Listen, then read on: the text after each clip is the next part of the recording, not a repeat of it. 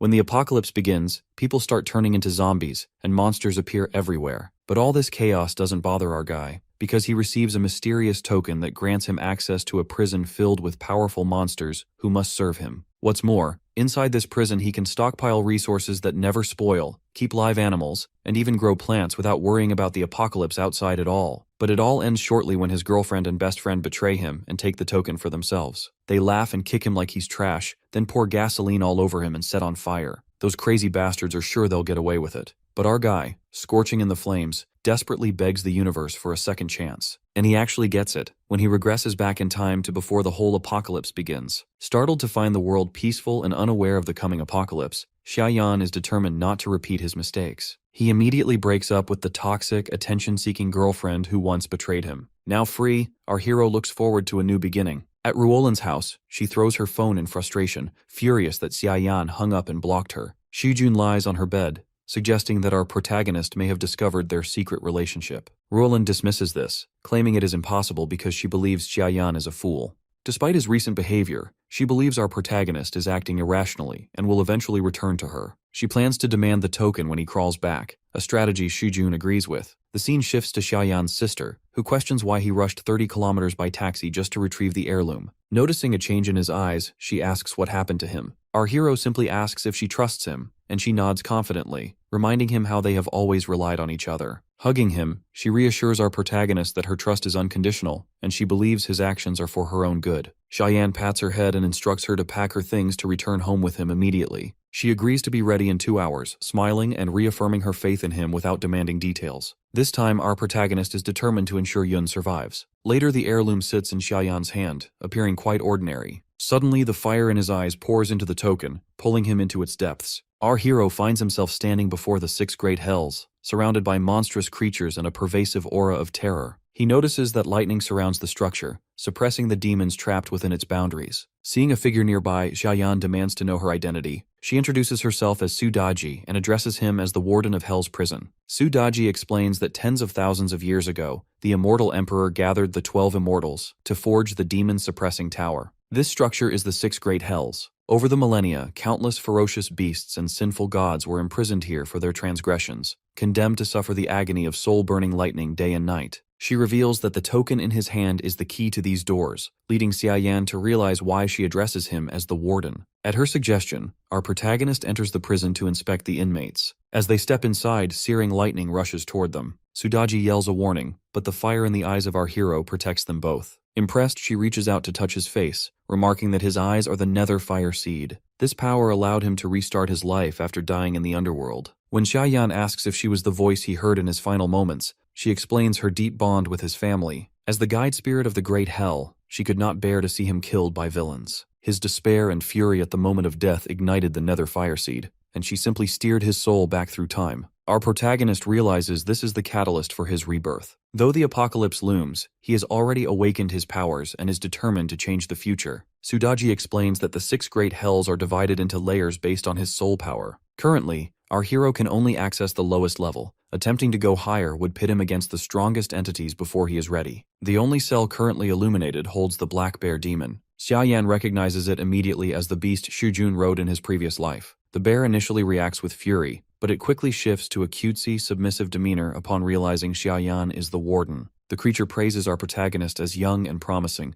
claiming he has waited thousands of years for his arrival. When the demon attempts to kiss him, Sudaji kicks the beast, calling it shameless for groveling. She orders it to get lost, despite the bear's protests that it hasn't even greeted the warden properly. Nearby, a horrific monster scoffs, noting how 1,000-year-old demons turn into lapdogs after long imprisonment. He finds nothing special about a warden who relies entirely on a token, challenging the boy to endure 1,000 years of lightning before demanding submission. Xiaoyan ignores the taunt, marveling at the legendary beings held within these walls. He looks at the mocking monster and recognizes him instantly. Lei Genzi. Sudaji praises our hero for his keen intuition. She explains the hierarchy of the monster world: soldier, general, commander, king, sage, and beyond. As the warden is currently at the lowest level, he can only unlock general-level criminals. Higher floors house even more terrifying entities, including Lady Nua, a former god level being now lost to time. Sudaji encourages Xiaoyan to work hard to eventually control the entire tower. Our protagonist is struck by the formidable nature of the prison. If the general-level beasts are this powerful, he cannot imagine the strength of those on the top floor. He feels a surge of confidence, knowing these monsters will become his strength. To progress, he must absorb soul power, which Sudaji explains is distinct from standard abilities. While survivors gain abilities from zombie and mutant cores,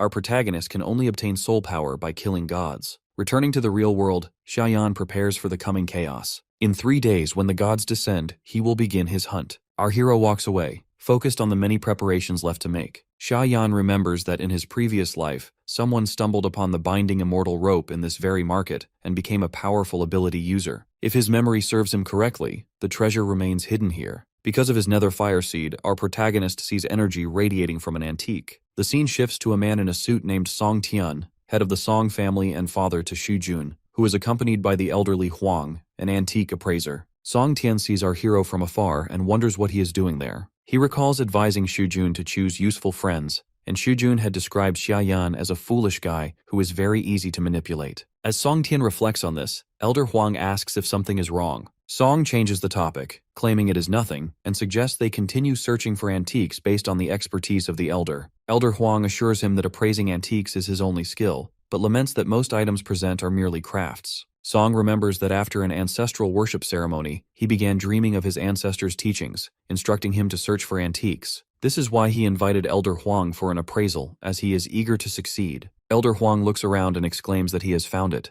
Before he can claim the item, our protagonist gets his hands on it and asks the shopkeeper for the price. The shopkeeper explains it is a gourd from the Ming dynasty and demands 10,000 yuan. Our boy reacts with extreme shock, arguing that 10,000 is far too expensive. He inspects the antique, shows a crack to the shopkeeper, and points out how it is tied with a broken string. Xiaoyan claims this is just a normal craft worth 100 yen. The shopkeeper becomes furious, snatches the antique back, and tells our protagonist to go away for wasting his time. Elder Huang asks the shopkeeper if he can take a look, and both he and Song begin inspecting the gourd. Meanwhile, Xiaoyan walks away, having obtained what he actually wanted. He muses that no one would suspect the little string is actually a magical treasure, the binding immortal rope. Our hero puts the rope in his pocket and remembers how, in his previous life, the Song family captured his sister. They did not just take his token, they used her as a blood sacrifice. He is determined that this time, he will not let them go. The scene shifts as Huang tells Song Tian about the faint spiritual aura of the gourd. When Song is about to question the shopkeeper, our protagonist interrupts from behind. He asks if Song is there to browse the antique street. Song turns with a smile, recognizing Xiaoyan,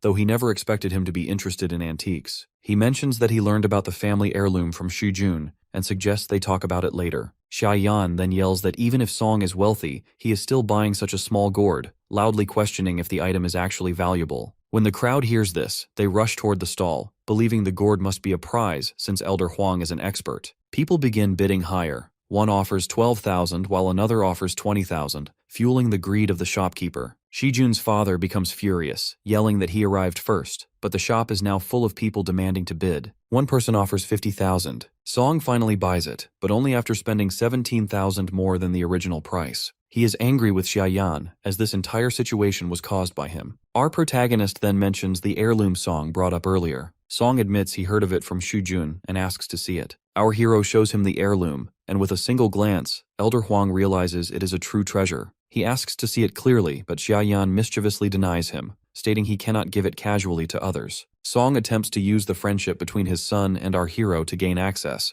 but Xiaoyan still denies him, claiming he does not even know Xu Jun. As he prepares to leave, Mr. Song asks if he wants anything in return for letting them see the token. Our protagonist takes out his phone and demands money, 1,000 yuan per minute for 5 minutes. He states that if they do not like the offer, he will leave, but Mr. Song agrees to give him the money. Our protagonist agrees and hands over the token. With the money extorted from Mr. Song, he begins stockpiling vast quantities of water and food. Xiaoyan decides to store these supplies within the 6 great hells for safekeeping. Sudaji explains that the prison functions as a stasis field. Any item stored inside remains completely unchanged by time. Our hero also considers capturing live animals to ensure he can eat fresh chicken later. Our boy realizes it makes perfect sense for a fox spirit like Sudaji to encourage such a plan. After a few minutes, the initial payment runs out. Xiaoyan approaches the pair and asks if they wish to pay for a few more minutes of observation. Instead, Mr. Song demands to know if he is willing to sell the artifact. Our protagonist demands 10 million yuan. arguing that because the token has been passed down for 1,000 years, the price is not expensive at all. Our protagonist then walks away, claiming he has other matters to attend to. The appraiser suggests that Song should negotiate the price because the token is a genuine antique, but Song dismisses him, offering empty praise for his help before sending him back. Left alone, mister. Song calls Shujun and orders him to gather the clan members. He commands his son to find Xiaoyan and his sister immediately and bring them back with the token. He is so furious that he resolves to kill the girl as well, remembering his ancestors' demands for a female blood sacrifice.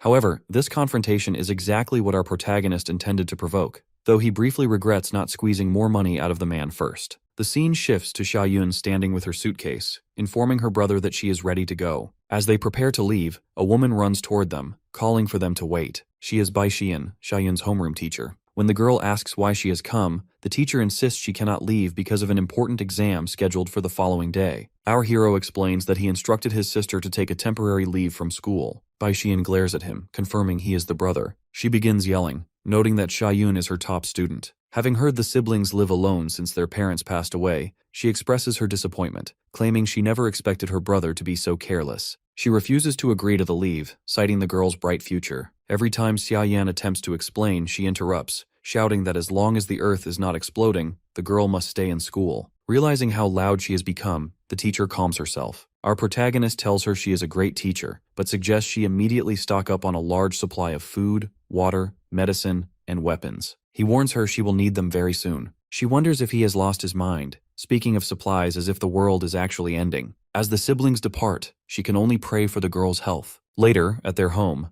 Xiaoyan packs his belongings while Xiaoyun sits on the bed, confused by the sudden urgency. He assures her that no matter what happens, he will protect her. Our protagonist ties the heirloom token around her neck and tells her he is going out for a while, strictly instructing her not to open the door for anyone. She asks him to return early so she can make dinner. Our hero knows that as long as she wears the token, he can always track her whereabouts. Now he simply needs to focus on securing more money. Xiaoyan exits the elevator, unaware at first that Ruolin is lurking behind a nearby wall. She is on a call with Shujun, learning that Yoon is no longer at school. Ruolan directs him toward the house instead, and Shujun instructs her to stall for time until he can arrive. In the next moment, she steps out in front of our protagonist, asking if he missed her and mentioning that Shujun wishes to meet with him. Xiaoyan simply ignores her and continues walking. Offended by his indifference, she demands to know why he is acting this way. She grabs his arm, adopting a loving tone to ask why he is considering a breakup, wondering aloud if he is merely jealous. Our hero pulls his arm from her grasp, stating that the very thought of being in a relationship with her makes him sick. He tells her to go away, but she begins yelling at him. Ignoring her outbursts, Xiaoyan continues on his way. When she asks where he is going, he reveals his property deed and explains he is on his way to sell the house. Ruolin is shocked, as it is revealed she only dated him because of his property. She asks why he would ever sell it, and our protagonist replies that he needs quick cash and is willing to sell it cheaply. He suggests that if she wants it, she should buy it herself. Suspicious, she wonders why he is so calm about selling a home worth 3 million yuan. When she asks for his price, he demands only 1 million. She assumes he might be drowning in debt,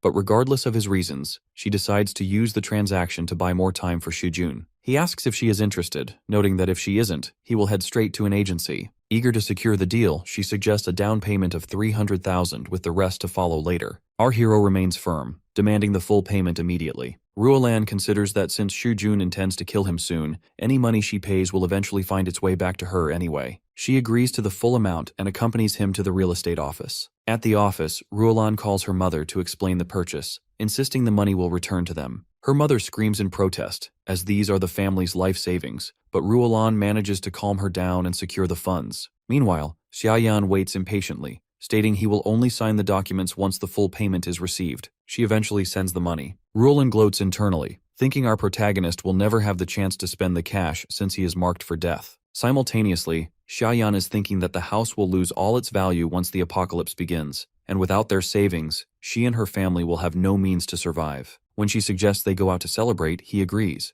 The scene shifts to the front of the protagonist's apartment building. Shujun's clan members gather outside, discussing their plan to seize Xiaoyan and his sister. They decide to move in on the girl before our hero returns. Inside the apartment, Xiaoyun remains in the kitchen, quietly preparing dinner for her brother. Shujun stands in front of Xiaoyan's home, calling for Xiaoyun to open the door. She questions his presence and informs him that her brother is currently out. He reveals he is well aware of this, but insists she let him in, complaining about the heat outside. Behind him, his men stand ready to attack. Just as she prepares to unlock the door, she remembers the warning of our protagonist and tells Shijun he must wait outside until her brother returns. Shijun begins knocking furiously, claiming he is hurt by her lack of trust. While she offers an apology, one of the men begins picking the lock using various tools. Shijun asks if she has the family token with her, and she admits that our protagonist gave it to her to wear. The moment she confirms this, the group barges into the house. One man restrains her while Shijun mocks her, stating this could have been avoided if she had simply cooperated. He inspects the amulet, confirming it is exactly what his father sought. Xiaoyun reminds him that he is supposed to be her brother's best friend. Shijun laughs, revealing he has always viewed our hero as a fool. He boasts about his illegal business dealings, explaining that he intended to use Xiaoyan as a scapegoat if he were ever caught. He even mentions that our protagonist was the one who inadvertently introduced him to Ruolan.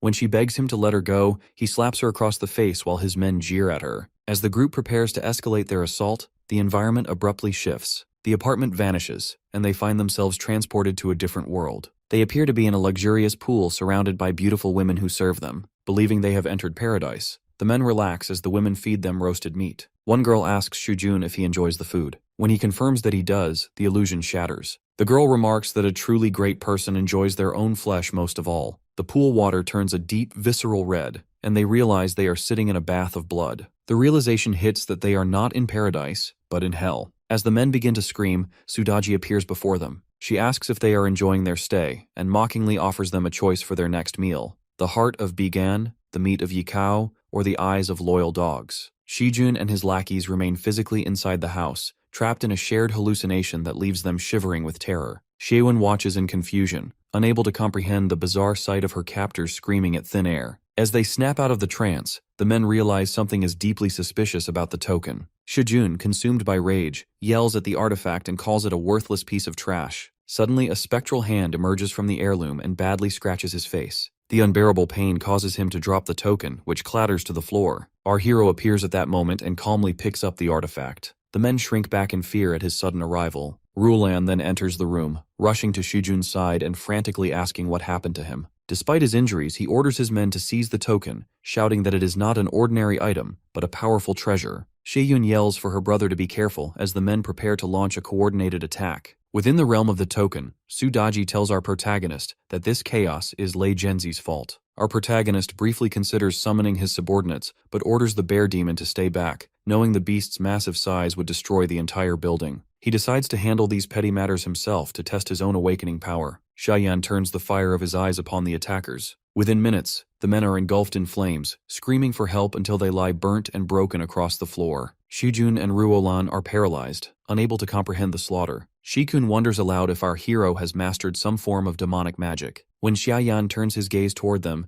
Ruolan desperately reminds him that Shijun is his best friend, and pleads with him to remember their past. Our protagonist asks what past she could possibly be referring to. He lists their betrayals. They tried to take his sister, his heirloom, and his girlfriend has been with his enemy all along. He tells them both that they disgust him, and that he has no desire to remember anything about them. Struggling to his feet, Shujun claims this is all a misunderstanding. He nudges Ruolan to intervene, reminding her that she is the girlfriend. Ruolan quickly shifts her tactics, asking Xiaoyan if he still truly wants to marry her. She claims that even if he has nothing, she will still be his, provided he tells her the secret of his powers. While she stands in front of Xiaoyun to distract him, Shujun draws a knife behind his back and lunges. Our protagonist anticipates the move and fights back with the fire from his eyes. He muses that he never fully understood why he was granted this power, but now he realizes the world is full of people like Shujun who need to be burned until nothing remains. In front of the Song family's ancestral temple, Song Tian stands before the remains of his predecessors, praying for the protection and prosperity of his lineage. He wishes for favorable winds and gentle rains, hoping his family will ascend to new heights. Suddenly, a thick red mist swirls before him,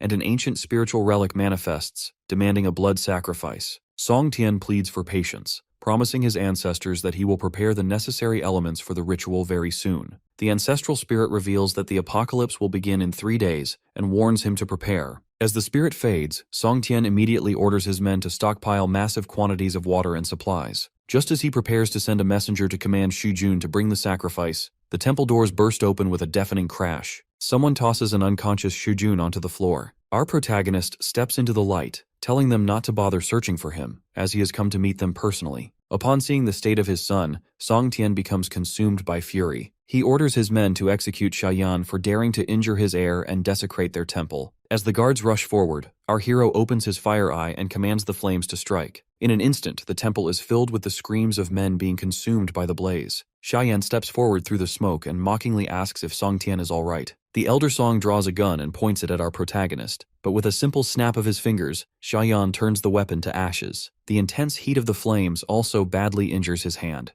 Our protagonist reflects on how formidable his power is, even at the first level. Terrified and believing he is about to die, Song Tian retreats toward the inner sanctum, screaming for his ancestors to save him. The spirit from earlier reappears, introducing itself as Huo Dai, the fire of the ancient Yinghuo star. The entity commands our hero to kneel. Under the crushing weight of the spirit's flames, Xiaoyan finds himself unable to resist and drops to his knees. The spirit then begins to heal the wounds of Song Tian and his fallen men. Seeing our protagonist suppressed, Song Tian mocks him, claiming a righteous god has arrived to destroy him for his evil deeds. The gigantic spirit looms over our protagonist, who realizes the Song family was far better prepared for the apocalypse than he initially thought. They clearly possessed a powerful guardian all along. Xiaoyan had only intended to extort some money and pilfer a few antiques, but he realizes he has stumbled upon something far more valuable. Suddenly, the spirit attempts to crush our boy underfoot, but he narrowly dodges the blow. As Song Tian gloats, believing Xiaoyan is seconds from death, the air shifts violently. Our hero has summoned the Black Bear Demon. Song Tian watches in absolute shock as the massive beast manifests in the temple. Amidst the chaos of the confrontation, Su Daji informs Xiaoyan that Huo Dai is a formidable fire spirit. She explains that if our protagonist manages to absorb the entity's energy, his own fire control and spiritual capacity will reach unprecedented levels. She warns him that the current power of his talisman is inadequate for such a feat,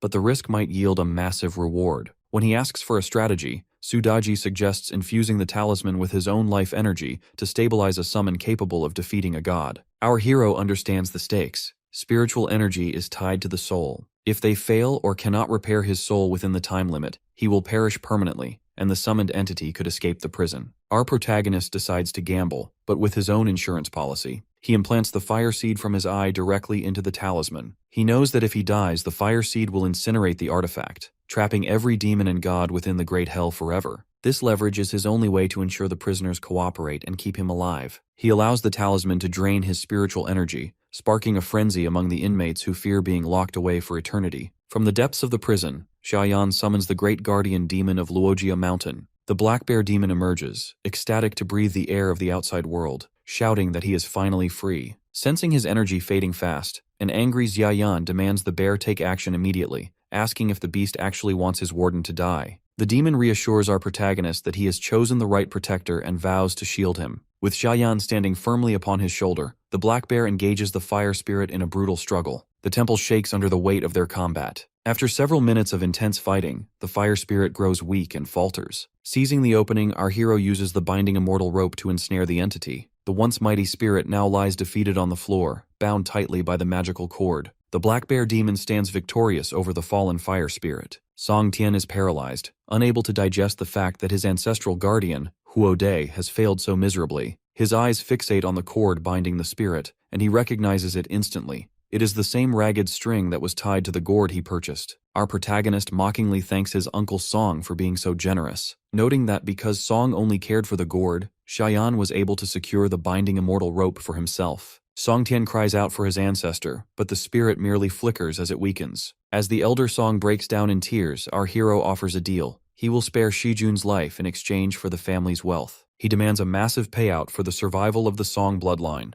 The scene shifts to a later moment, where a battered Shijun asks his father if he truly surrendered all their money to Xiaoyan. Song Tian replies that currency will soon be worthless because the apocalypse is about to overtake the world. He declares their new priority is survival. He orders his men to liquidate all remaining properties to buy water and food supplies immediately. He also commands them to reinforce the underground shelter at his outskirts mansion. Despite his losses, Song Tian feels a grim gratitude for the coming chaos. Fueled by fury, he instructs the heirs of his family to use the apocalypse as an opportunity to hunt down Xiaoyan, vowing to torture our protagonist for the humiliation he endured. Meanwhile, our hero checks his bank balance, which now sits at 28,960,000 yuan. He muses that if he hadn't been in such a rush, he could have extorted even more from the Song family. He visits a pharmaceutical shop and calmly requests a ton of spiritual cleansing pills. The clerk initially agrees, but then double-checks the quantity in shock, asking if he is joking. She explains that these are traditional pills used to remove toxins and are quite expensive. Our protagonist simply asks if she wants the sale. If not, he will take his business elsewhere. When she mentions a special order usually takes 2 days, he offers a 20% premium to have them by tomorrow night. She quickly agrees, and Jiayan departs. As he walks, our protagonist reflects on the numerous online orders he has placed for similar supplies. This stockpile will be his foundation. He remembers his past life vividly.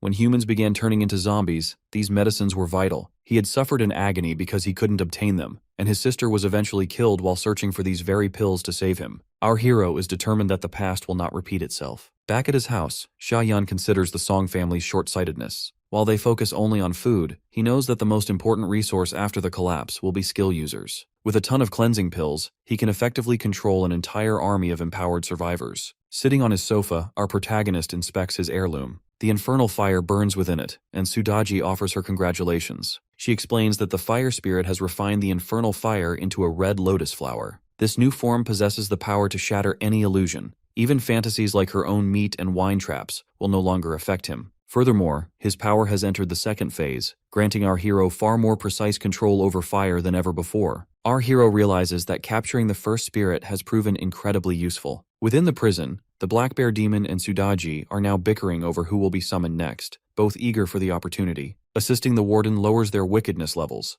Because the bear helped him, his level has dropped to 90, while Sudaji remains at 100. She loudly demands to be next in line. Xiaoyan tells both of them to stay quiet, his authority silencing the squabble. The scene shifts to the horrific demon Lei Genzi, who warns our protagonist never to summon him again. He threatens that if he is released, he will do nothing but seek an opportunity to escape. Our hero counters by noting that as his powers grow, he can open more doors and recruit even more formidable demons. He questions why he would even bother with someone so uncooperative. As Xiaoyan leaves the Great Hell, he confidently remarks that Lei Genzi will likely end up begging for a summons later. Standing by his window, our protagonist looks at the moon with the heirloom in hand. He reflects that tomorrow is the second to last day before the apocalypse, and he must maximize this time. With 20 million yen still in his account, he has one specific target left to acquire. The next day, Xiaoyan arrives at a high-end jewelry exhibition. He identifies a stone radiating a massive amount of crystallized energy, enough to propel his powers to stage 3. He remembers that in his past life, a different individual claimed this stone and gained immense strength. This time, our protagonist will not let it slip away. At the auction, the stone is finally presented with a starting price of 3 million yuan.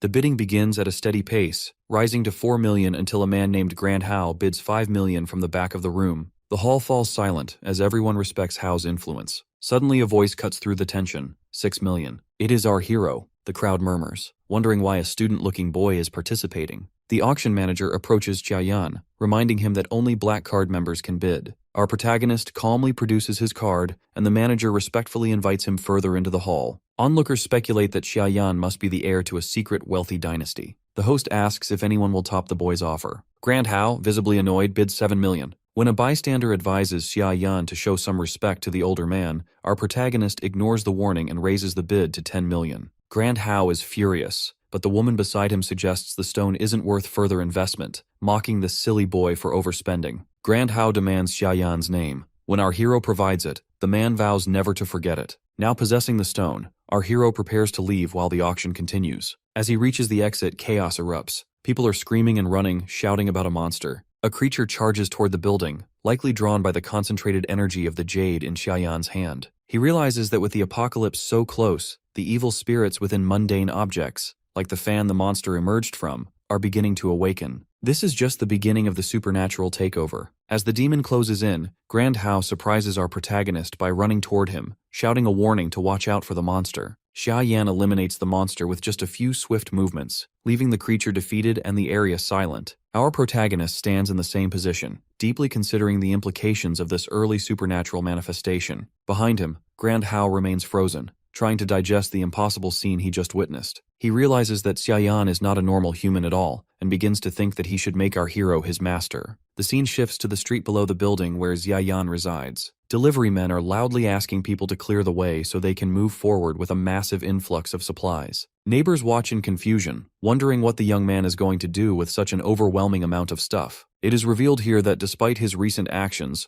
our protagonist is generally seen as a person of good character by the locals. However, his landlord, Mrs. Zhang, has a different opinion. She sneers at the commotion, claiming he is destined to fail in his business endeavors. When a woman asks if she is truly going to rent the warehouse to someone else, Mrs. Zhang replies that she isn't actually interested in renting it to anyone. At this moment, our hero arrives from the other side, lost in his thoughts and mentally reviewing his list to ensure he isn't forgetting any critical supplies. The delivery man approaches and asks Xiaoyan to check all the current goods, mentioning that the next shipment scheduled for the following day will exceed the warehouse's capacity. Our boy tells him there is no need for concern, as he will simply go to their facility directly for future pickups. As the delivery men depart, Mrs. Zhang watches with intense jealousy, unable to fathom how an orphan who doesn't respect his elders became so wealthy overnight. She feels a bitter sense of entitlement, believing she should be the one buying these things. Her grandson Xiaobao suddenly runs into the warehouse and begins peeing on the floor. Instead of being ashamed, Mrs. Zhang expresses pride in the child, praising him for being able to pee on his own. She tells our protagonist not to be biased against the boy because he is just a child. In response, our protagonist picks the child up by his collar and throws him directly onto Mrs. Zhang. Her clothes are ruined by the mess, and the child falls to the floor. She begins yelling at Xiaoyan, asking if he feels ashamed of what he just did. While closing the dock door in her face, our hero simply says that he does not feel shame. This leaves her incredibly furious. Seeing her grandson playing with firecrackers,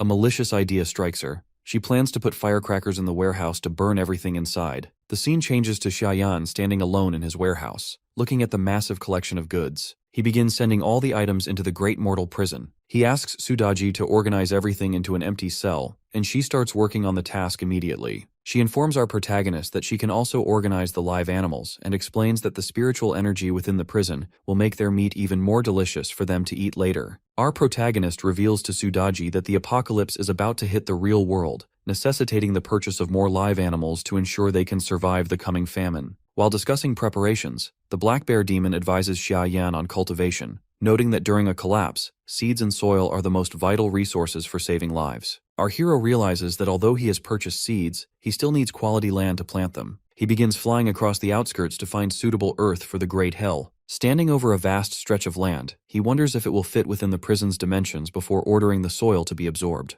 The volume of earth begins to exceed the available space in the Great Hell, causing Sudaji to yell and cough as she warns him to stop. She screams that if he continues, they will drown in the sand. Although our protagonist has gathered 10 tons of soil, he knows this is far from enough. He understands that after the apocalypse begins, even the earth itself will be corrupted and change, so he must secure as much as possible today. With no time to lose, he prepares to utilize his Red Lotus powers to manage the intake. The scene shifts to Mrs. Zhang, who is busy preparing to toss firecrackers into the warehouse of our hero. Her grandson, Xiaobao, appears and shows her a mirror. She asks him if he stole it from the local mirror shop, further highlighting her lack of morals. A sinister purple energy, an aura of pure evil, begins to radiate from the object. When she looks into the glass, she realizes a monster is staring back at her. Terrified, she falls backward. It becomes clear that Xiaobao has already been corrupted by something dark. The way he looks at his own grandmother is predatory. He insists she look at the mirror, shoving it into her face while she screams for him to stop. Within seconds, the demon enters Mrs.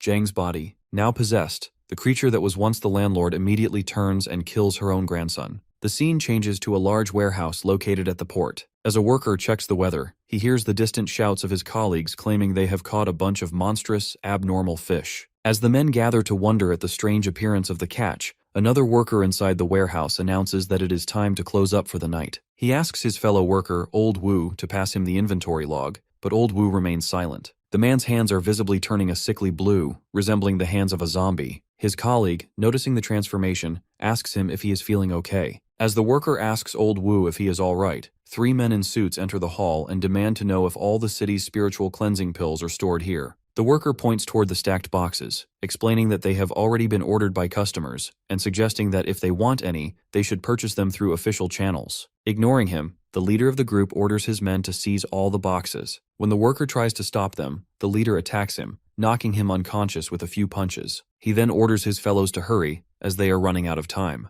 Suddenly, a hand reaches out from beneath a table and grabs the leg of the lead man. As the man struggles to free himself, he realizes the hand belongs to Old Wu, who is completely transformed into a zombie. The creature begins attacking the goons. They fight back, but Old Wu has already successfully infected the first man. Even as the leader continues to order his men to secure the medicine, visible changes begin to manifest in his body as he, too, starts turning into a zombie. Our protagonist enters the warehouse at that moment, stating that since he bought all these pills with his own money, they cannot simply steal them. He asks the men why they are in such a hurry to die. One of the men retorts that this port and everything near it belongs to their boss, advising Xiaoyan to surrender the pills in exchange for any amount of money he desires. Our hero denies the offer and warns them to leave immediately or face the consequences. The looters launch an attack, but our protagonist disappears into the air. A moment later, he is seen standing atop the boxes of spiritual cleansing pills. He opens an upper crate, revealing food supplies like fish and crabs, and mockingly asks if these also belong to their boss.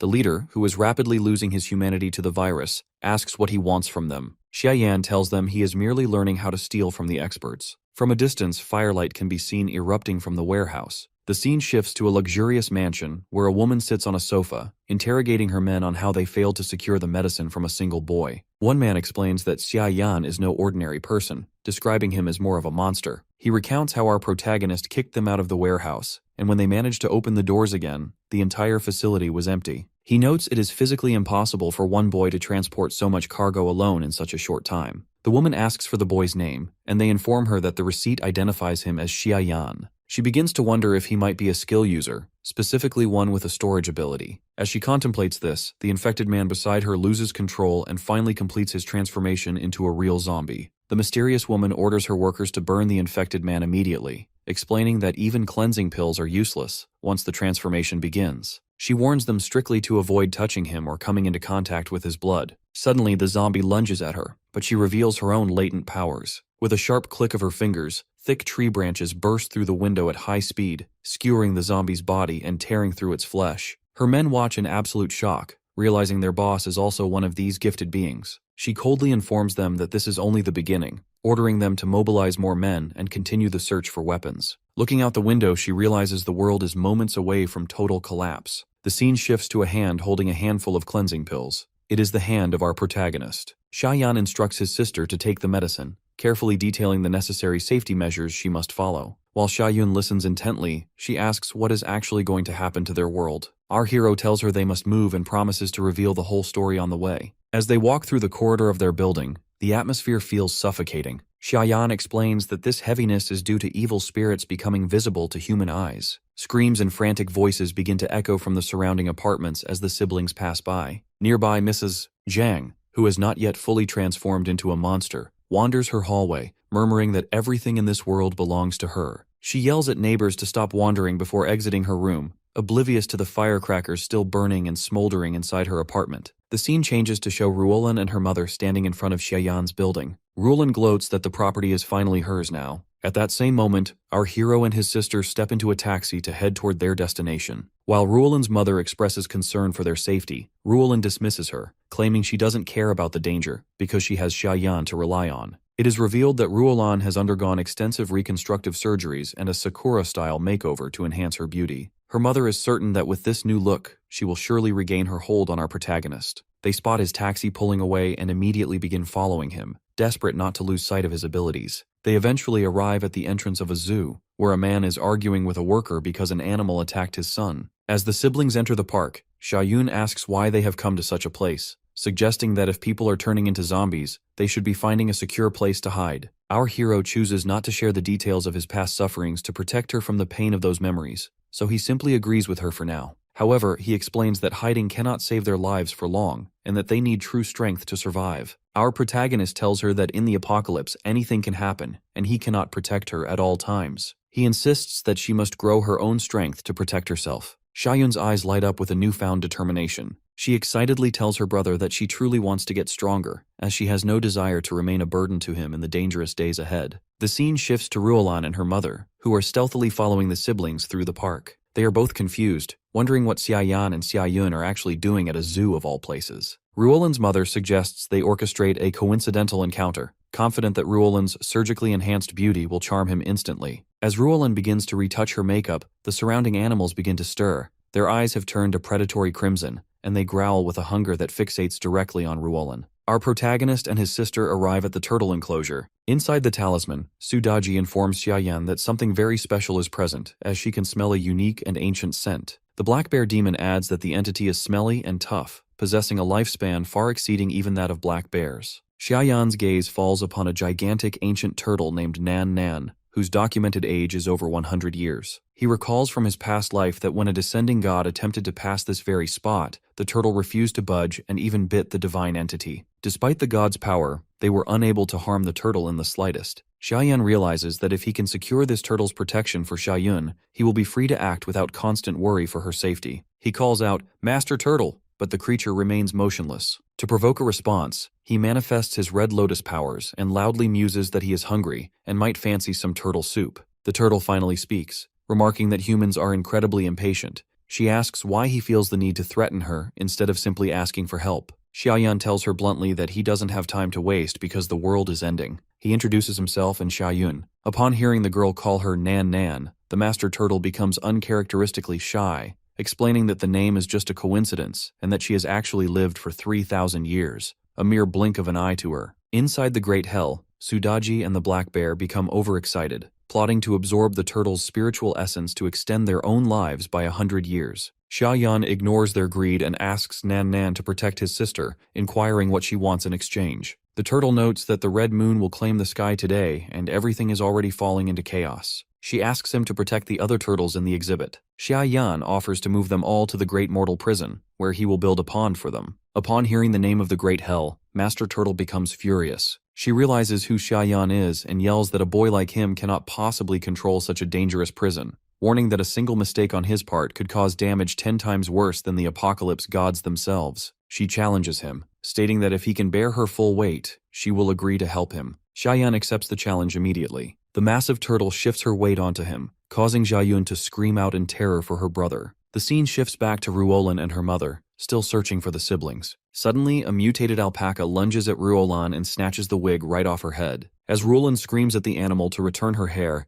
the alpaca spits directly into her open mouth. The mutated alpacas spit directly onto Ruolan and her mother. Ruolan becomes absolutely furious, but her mother urges her to remain calm and focus solely on the goal of reclaiming Xiaoyan. Both women begin running toward the turtle enclosure, which is permeated by a foul, pungent smell. In her haste, Ruolan's mother steps on something incredibly sticky. Disgusted, she wipes her shoes off on a nearby turtle's shell and walks away. However, as she moves, the red glow of the apocalypse begins to manifest in that turtle's eyes as well. As she reaches the area where the sounds of the siblings are audible, Ruolan plans her coincidental encounter, believing that when she emerges from behind the bushes, Xiaoyan will fall for her beauty once again. But as soon as she reaches her hand toward the foliage, a mutated turtle lunges out and bites her wrist. These turtles now possess unnaturally strong teeth, and their bite inflicts unbearable pain. Remarkably, Ruolan refuses to scream, determined not to show this weak side of herself to our protagonist. While she suffers in silent agony, 2 more turtles emerge from behind and sink their teeth into her mother's legs. Ruolan struggles to stand and finally begins shouting to Xiaoyan for help,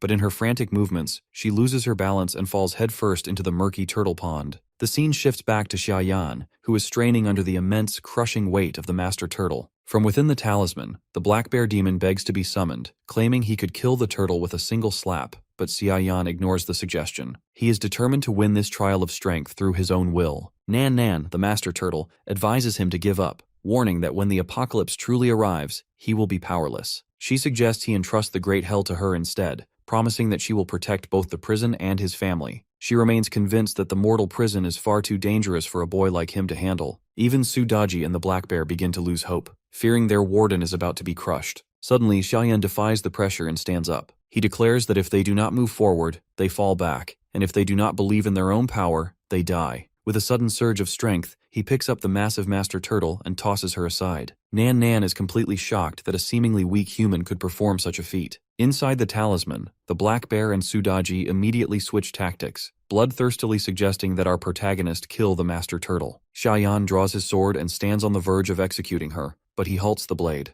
Bound by the god-binding rope and facing certain death, he gives her a final choice: surrender or die. Facing the cold edge of his power, Nan Nan begins to desperately appeal for her life, begging him not to harm her. The master turtle begs Xiaoyan to stop. While weeping, she explains how she used the ancient Mount Tai technique to stimulate his bone reconstruction, and laments that he is repaying her kindness with a beating. She pleads with Xiaoyun to intervene, but our protagonist informs the Master Turtle that his strength has improved enough to handle things without help. Xiaoyun steps forward, asking her brother not to hurt the creature since she isn't posing a threat. It appears the Master Turtle has taken a liking to the girl. She shrinks into a tiny form and settles onto Xiaoyun's hand, insisting on being called Nan Nan. She assures the sister that she will protect her from any danger. As the girl hugs Nan Nan happily, our hero watches the scene in shock. Black Bear reappears in tears, mourning the fact that he won't be having turtle soup. Xiaoyan remains skeptical, hesitant to leave his sister under the care of a monster who clearly dislikes him. Nan Nan reassures him, claiming she was only teasing. She explains that an old turtle like herself cannot control the mortal prison on her own. As she speaks, her original body enters the boy's heirloom, locking herself within the prison. Now that Nan Nan is under his control, our boy orders her to take care of his sister, threatening a punishment of 10,000 lightning bolts should she fail. With his sister's safety seemingly assured,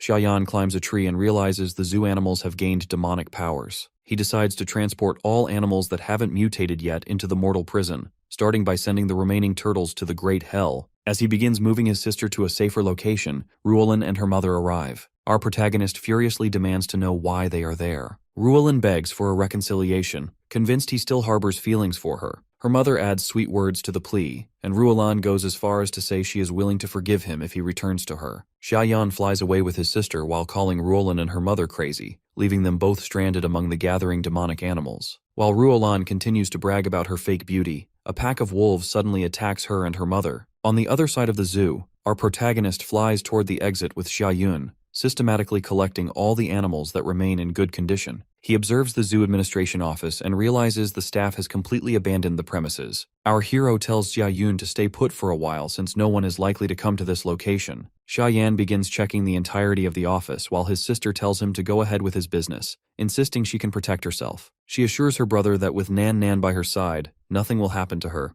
and she expresses her intent to transform into a strong person as the apocalypse arrives. As soon as our boy orders the Master Turtle, the creature covers the entire building with her magic so no animal can enter. After ensuring that Xiaoyun is safe, our protagonist exits through the window to attend to other matters while Xiaoyun waves goodbye to him. The scene changes to show Xiaoyan flying over the city as citizens turn into zombies and destroy everything in sight. The moon begins turning red, leading the boy to think he must hurry because time is short. The city is almost ruined with fire everywhere and the zombie virus spreading at high speed. News channels are filled with reports about these human-eating demons and instructions on how to stop them or seek protection. The scene moves forward to a girl sitting on a sofa watching the news. While viewing the zombie videos, she wonders if the world is truly going to end. These reports have taken over all social media and news channels. Some people are shown believing the world is ending, while others continue to deny the facts of the catastrophe. The girl is suffering from a fever, and her fingers are already turning blue, mirroring the transformation of the zombies. She swallows the cleansing pills, but the effort is too much, and she suddenly falls unconscious. The scene shifts back to Xiaoyan, who stands atop a building in anticipation. He remembers that in his previous life, a great god descended upon Emerald City at 5 o'clock, followed by the emergence of lesser gods across the city at 6 in the evening.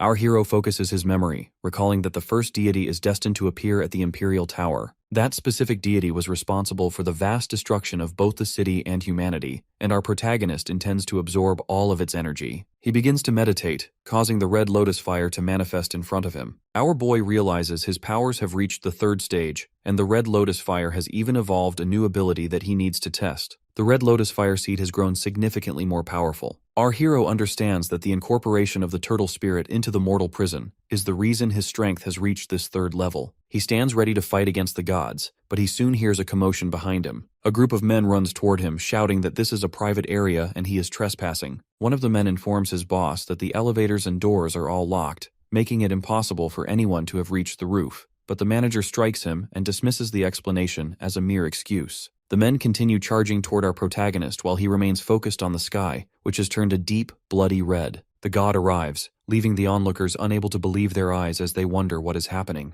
Suddenly, a horrific six-legged demon appears before them. This is the bull demon, holding the rank of soldier. The men are consumed by terror, yelling about the presence of a monster and a demon. The boss yells at his men to protect him, but they ignore his cries and run for their lives. The demon chases them down, killing the men one by one in a brutal display of speed. Eventually, the monster turns its attention to Xia Yan and places its massive leg upon him. Despite the creature's immense weight and strength, it is unable to crush him. Our protagonist remains unfazed, calmly telling the demon that he intends to use it as practice for his new abilities. Meanwhile, the surviving men watch from a distance, wondering how a single human can possibly stand his ground against such a gigantic demon. They realize our hero must be incredibly strong to resist the creature's power. The demon challenges the boy, growling that it will kill him very soon. In response, Xia Yan charges toward the monster at full speed with his sword drawn. He taunts the beast, asking whether he should cut off a leg or an arm first. With a display of overwhelming might, our boy severs the demon's right arm and leg in a single series of strikes. The bull demon becomes furious as it collapses, but our protagonist tells the creature to calm down since it still has its other limbs intact. Our hero informs the demon that he plans to take his time and enjoy himself for a while longer before finally delivering the killing blow. Xia Yan proceeds to cut off the limbs of the bull demon one after the other. Our protagonist realizes that this particular demon is actually quite weak,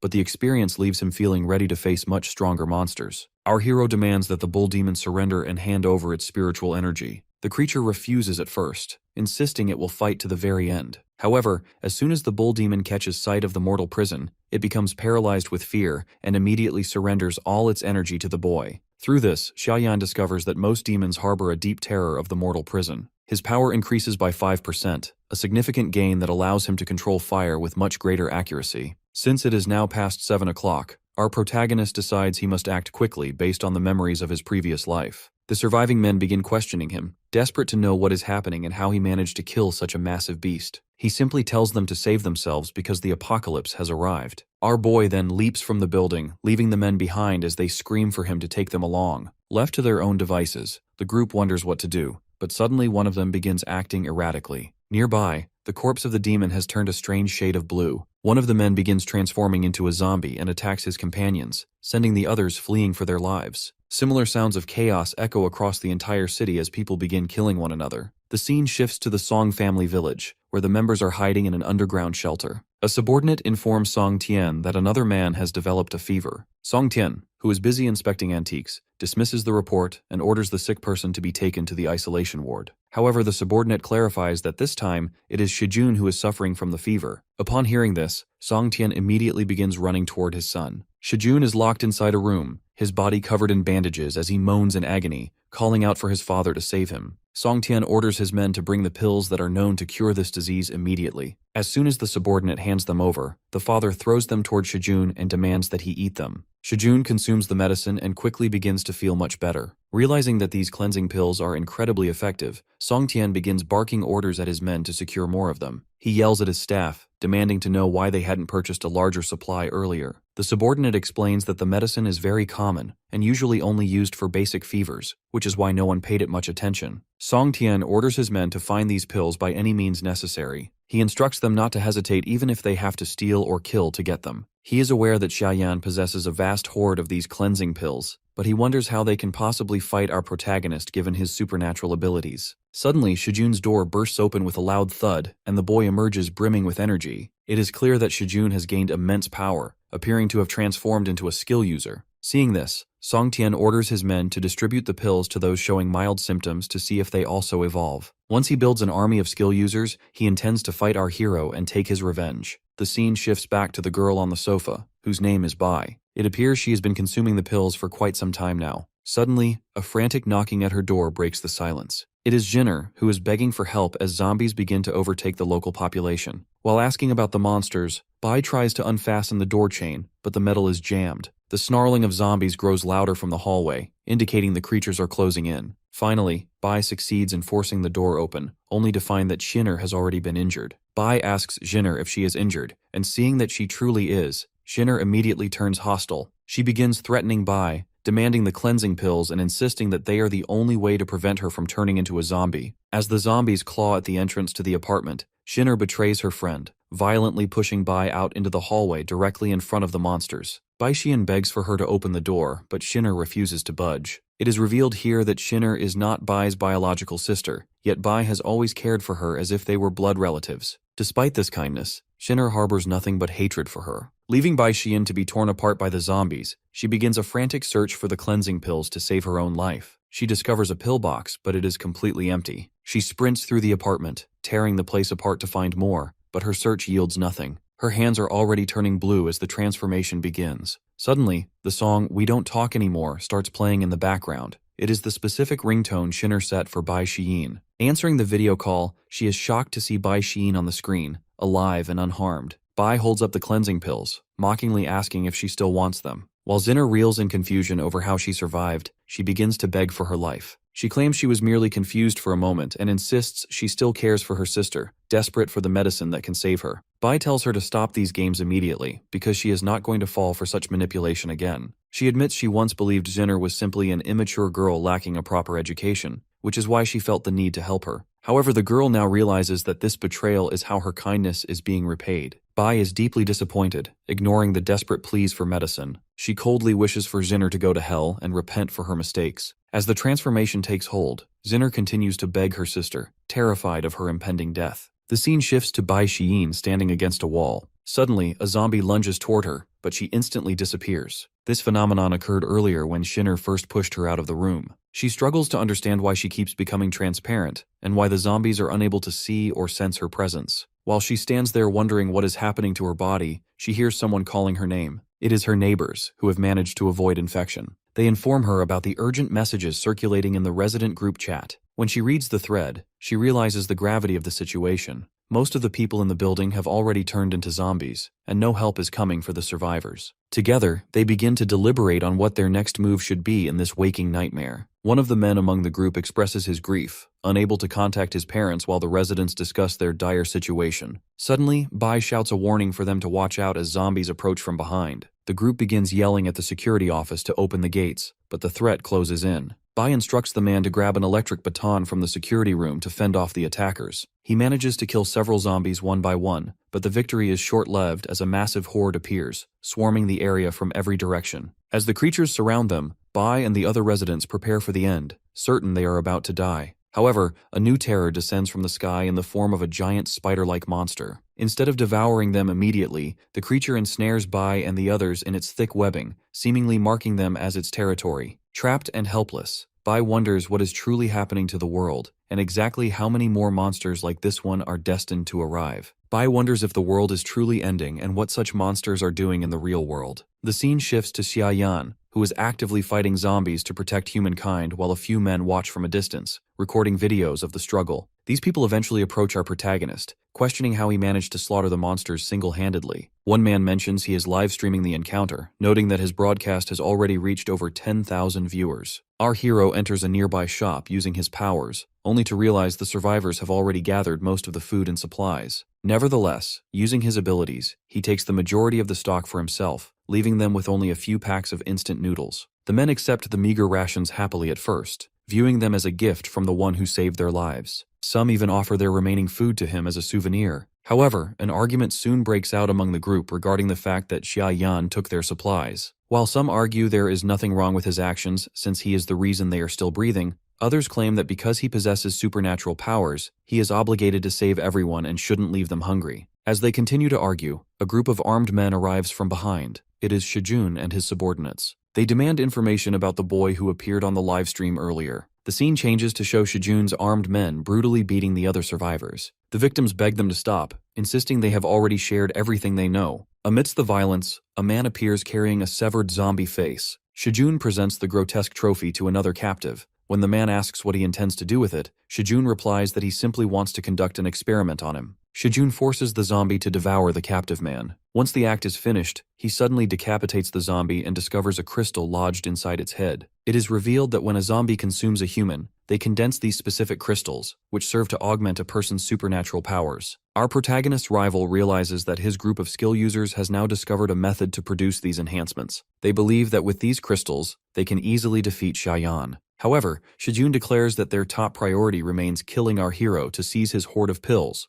Along the way, they intend to slaughter every zombie they encounter to harvest more crystals. While the skill users begin executing the remaining men, the victims scream that this is all Xia Yan's fault, claiming that if our boy had taken them with him, they wouldn't be facing death. Meanwhile, another god manifests on Earth, and our protagonist begins making his way toward the deity. Shijun and his men catch wind of the arrival and begin heading in the same direction. The scene shifts back to the apartment complex, where Bai and the other residents are struggling to free themselves from the thick cobwebs. Bai attempts to turn herself invisible again, but she lacks the necessary energy to trigger the transformation. She ponders the source of her new abilities and realizes she gained these powers only after consuming the cleansing pills. Bai reaches for the pills as her final option, managing to consume them and successfully turning invisible. Just as the monster prepares to devour the pregnant lady, it becomes distracted by the shift in the air caused by the girl's invisibility. At that moment, Xiaoyan arrives and saves the lady, immediately turning his attention to killing the monster. During the exchange, our protagonist learns that this spider is fire-resistant, complicating his usual tactics. Sensing the threat, the creature begins calling for its offspring, summoning thousands of smaller spiders to the scene. On the other side of the area, Shijun continues his approach with his subordinates, gathering a large number of power-increasing crystals as they move. They soon encounter a massive network of cobwebs and wonder about their purpose. One of the men notices a burned hole amidst the webbing and correctly guesses that our hero is responsible, given his ability to control fire. The group enters through the opening only to find the interior swarming with spiders. Upon entering, they spot a unique eagle eye on one of the larger creatures. Seeing a new opportunity to gain strength, Shijun moves in and attempts to rip the eye out of the spider. Shijun tears the spider apart and begins licking the liquid from its remains. Within the fluid, he discovers a trace of pure crystal core energy. He immediately orders his men to begin hunting these spiders as well, recognizing their immense utility. From their position, they observe Xiaoyan locked in combat with the giant spider. Shijun advises his followers to continue harvesting the smaller spiders to increase their energy levels. He plans to wait until our protagonist and the monster exhaust one another before moving in to hunt them both. Our hero fights the spider monster with all his might, but he soon spots Shijun busy slaughtering the smaller offspring. Our protagonist wonders if his rival has truly transitioned into a skill user. Shijun and his subordinates become visibly addicted to the spider's liquid, prompting our boy to think that these men certainly possess a greedier appetite than the zombies. The mother spider eventually realizes that Shijun and his men have been devouring her children, and she turns her aggression toward them. Hovering in the sky above, our hero mockingly advises Shijun to offer the creature an apology in advance. As the swarm of spiders shifts its focus toward the armed men, our protagonist watches the chaos unfold from the air. Shijun becomes incredibly furious, shouting a challenge up at Xiaoyan and vowing to kill him soon, now that he has obtained his own supernatural powers. Our protagonist shows a brief interest in speaking with Shijun, though he acknowledges the need to deal with the gigantic spider first. This dismissive attitude sends Shijun into a rage. He orders his men to kill Xiaoyan immediately, but they inform him they have completely run out of bullets. Unfazed, Shijun continues to consume the spiders crazily and commands his subordinates to hunt even more. He decides he will not retreat, determined to kill our hero this very day. Seeing their own strength increase, his men follow his orders and continue the harvest. On the other side of the battlefield, our boy attempts to break through the thick shell of the mother spider. The monster reacts by surrounding Xiaoyan with its webbing, binding him tightly in an effort to crush him. Even trapped within the cobweb, our protagonist remains defiant, challenging the monster without fear. He bursts out of the webbing by tearing it apart with his bare hands, declaring that while paradise has doors he will never enter, he will find his way into a doorless hell. Our hero struggles at first to locate the spider's spiritual power, realizing he has fallen into the creature's trap. However, after a series of intense maneuvers, he discovers the spiritual core is positioned behind him. After a great deal of struggle, our protagonist finally gets his hands on the energy source. After absorbing the spiritual power, Xiaoyan reaches the 4th stage of his cultivation. He unlocks the Penetrate Fire vision, realizing that this new ability allows him to locate the spiritual energy of gods and demons with ease by sensing their distinct signatures. Looking back toward the survivors, he spots Bai and recognizes her as Xiaoyun's teacher. He notes her presence and wonders if her specific ability is truly invisibility. The scene shifts to Shijun, who has reached the 2nd stage of energy and is feeling immensely powerful. He discovers that there are 9 stages in total and believes that once he reaches the 9th, he will transform into a demon. Driven by newfound confidence, he charges toward our protagonist, convinced he now possesses the strength to kill him. However, with a single punch from our hero, Shijun is sent flying backward. Stunned, he refuses to believe this is possible since he has achieved 2nd stage power. Our protagonist informs him that without his father's wealth, he never would have reached even this level. Xiaoyan further warns him that while the cores of mutated creatures can increase one's strength, they carry dangerous side effects. Shijun refuses to listen, accusing the boy of lying to him. He brags that he is walking a divine path, but our protagonist manifests a beautiful illusion to mock him. Shijun wonders if the vision is the true divine path before dismissing it as another one of the boy's games. He continues to boast about being stronger than Xiaoyan,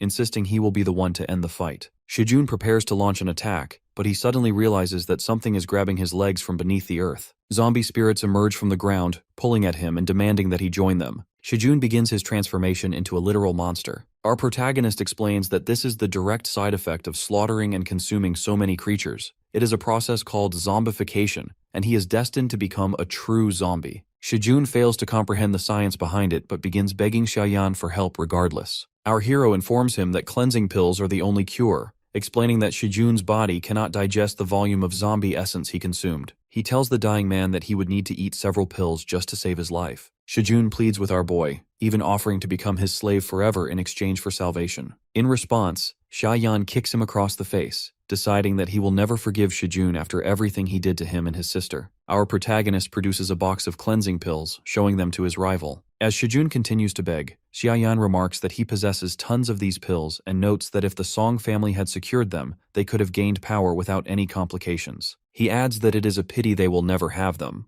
Our protagonist begins to walk away, declaring that this is the destiny Shijun deserves. However, Shijun moves with sudden, unnatural speed to attack Xiaoyan from behind. Before he can reach him, Bai Xin intervenes. She drives a weapon with a pointed tip through the back of Shijun's head until it protrudes from his mouth. She tells our protagonist that she overheard their conversation and assumed that since Shijun was once his friend, he might not have wanted to deliver the killing blow himself. Bai thinks back to her sister Shinner and the betrayal she endured, then thanks our hero for recommending the pills earlier. Even though she is acting brave in this moment, she remains visibly afraid of the chaos unfolding around her. Bai begins cutting into Shijun's head, knowing that killing these creatures allows one to harvest energy crystals. She attempts to give the recovered crystal to Xiaoyan, but our protagonist refuses to take it, insisting that since she secured the kill, the prize is hers. After she absorbs the energy, she begins to feel her strength returning. Our hero advises her to absorb such energy only within her limits, warning that exceeding them will turn her into a monster just like Shijun. He explains that her specific ability is called disappearance,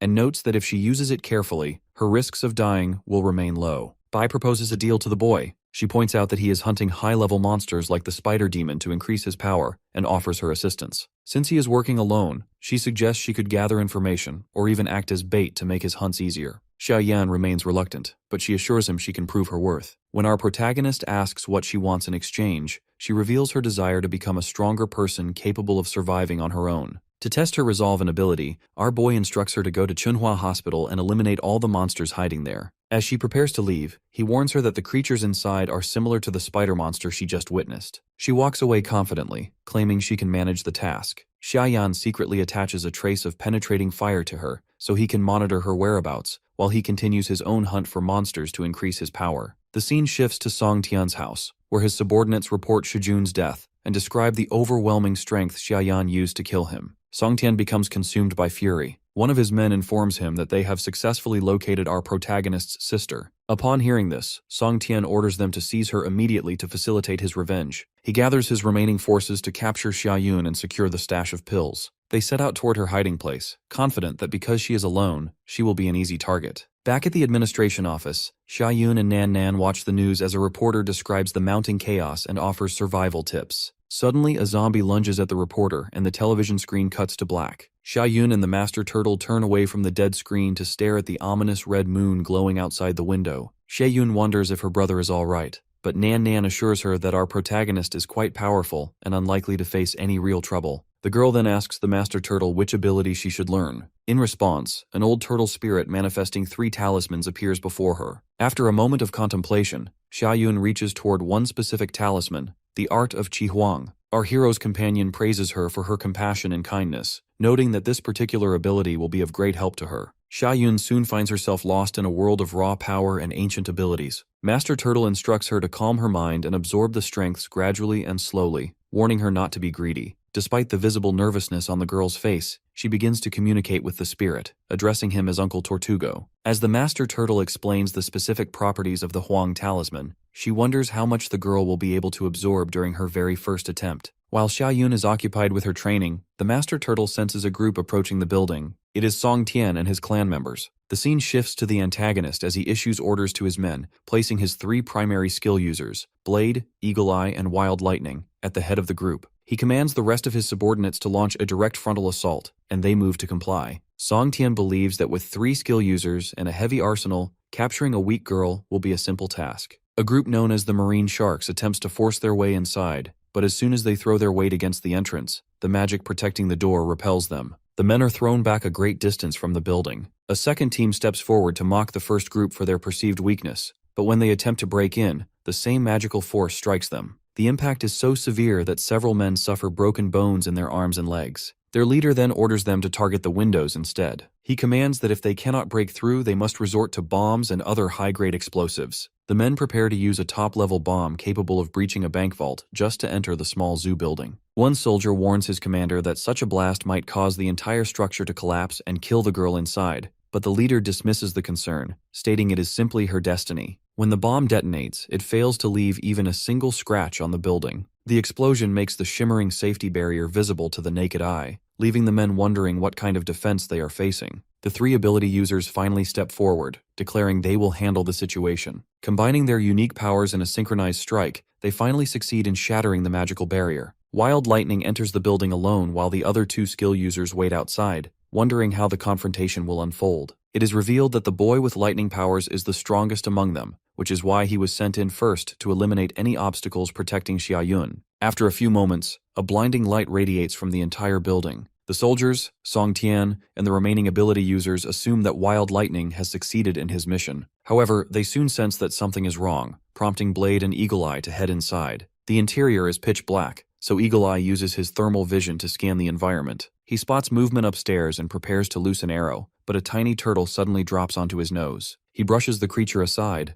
but when he looks back, the target has vanished. Nan Nan becomes furious, declaring that she is not a mere turtle but a god, and warns them never to compare her to ordinary beings. Utilizing her control over water, the Master Turtle creates a massive surge that kicks both skill users out of the building. She then emerges herself, dragging the defeated Wild Lightning with her. She tells the gathered crowd that she is naturally calm and has no desire to hurt anyone. One of the ability users interrupts her by ordering the soldiers to open fire. A hail of bullets strikes her, but she remains unharmed, stating that nothing hurts her more than the insult of being called a common sea turtle. Using her magic, she redirects the trajectory of the gunfire back toward the attackers. The soldiers begin to fall, struck by their own bullets. Seeing the devastation, Blade and Eagle Eye coordinate a joint assault. Their combined powers manage to trap Nan Nan within a specialized cage made of their elemental abilities. Believing they have neutralized the threat, the 2 skill users prepare to re-enter the building to finish off Xia Yun. However, the Master Turtle begins to expand back toward her original gargantuan size. She is now completely enraged that they dared to attempt to take her life. Master Turtle remains in a blind rage, commanding the water to rise and swallow the fleeing attackers. Even the powerful skill users, Blade and Eagle Eye, find themselves caught in the torrential flood. They beg for their lives as they struggle to stay afloat, but Nan Nan is cold and unforgiving, declaring that those who attempt to harm a god deserve no mercy. However, while Nan Nan is occupied wiping out the army outside, she has left a blind spot. Song Tian, fueled by grief and hatred, manages to slip into the building unnoticed. He finds Xia Yun standing by the window, her back turned to him as she watches the chaos outside. With tears streaming down his face, he screams that Shujun was his only son and that Xia Yan must pay for his death in blood. He levels his handgun at the girl's head. The sound of a gunshot echoes through the room,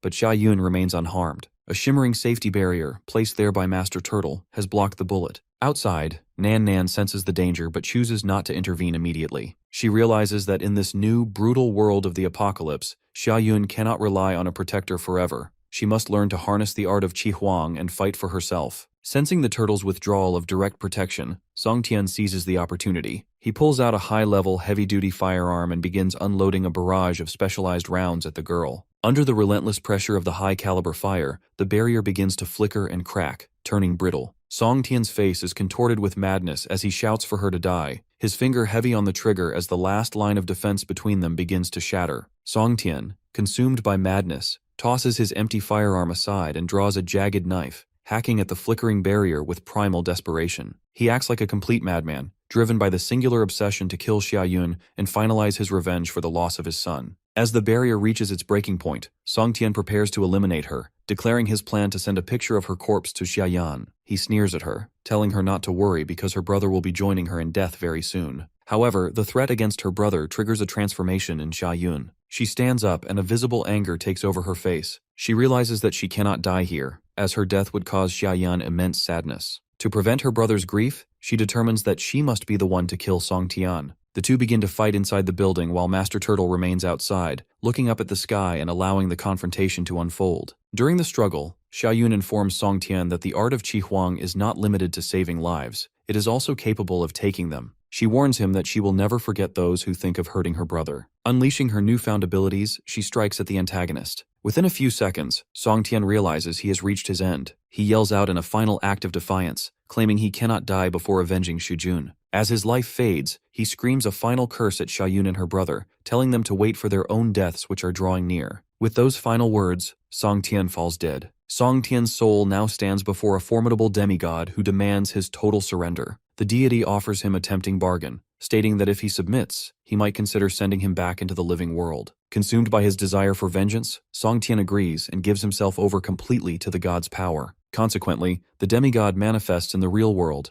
visibly relishing the intense resentment and hatred radiating from Song Tian's spirit. Scanning the immediate area, the deity spots Master Turtle and Xiaoyun, deciding that they will serve as his next feast. The scene shifts back to our protagonist, Xiaoyan, who is relentlessly slaughtering monsters to further increase his cultivation. During his hunt, he makes a grim discovery. These demons continue to take lives and poison the environment even after they have been slain. He observes that they are systematically destroying the world, noting that if this destruction continues unabated, not a single piece of fertile soil will remain on Earth. To prevent further contamination, Xiaoyan incinerates the corpse of the monster he just killed. He then begins walking away, intent on finishing off the remaining threats in the vicinity. With his newly acquired penetrate fire vision, he can now easily sense and track the exact locations of the monsters, allowing him to hunt with lethal efficiency. Xiaoyan arrives at his next destination, where he finds a massive crowd of humans gathered at the base of a gigantic tree. He quickly identifies the tree as a demonic creature, though he remains cautious as he observes the scene. Interestingly, the zombies in the area refuse to approach the tree's base, which has led the survivors to believe the spot is a safe haven.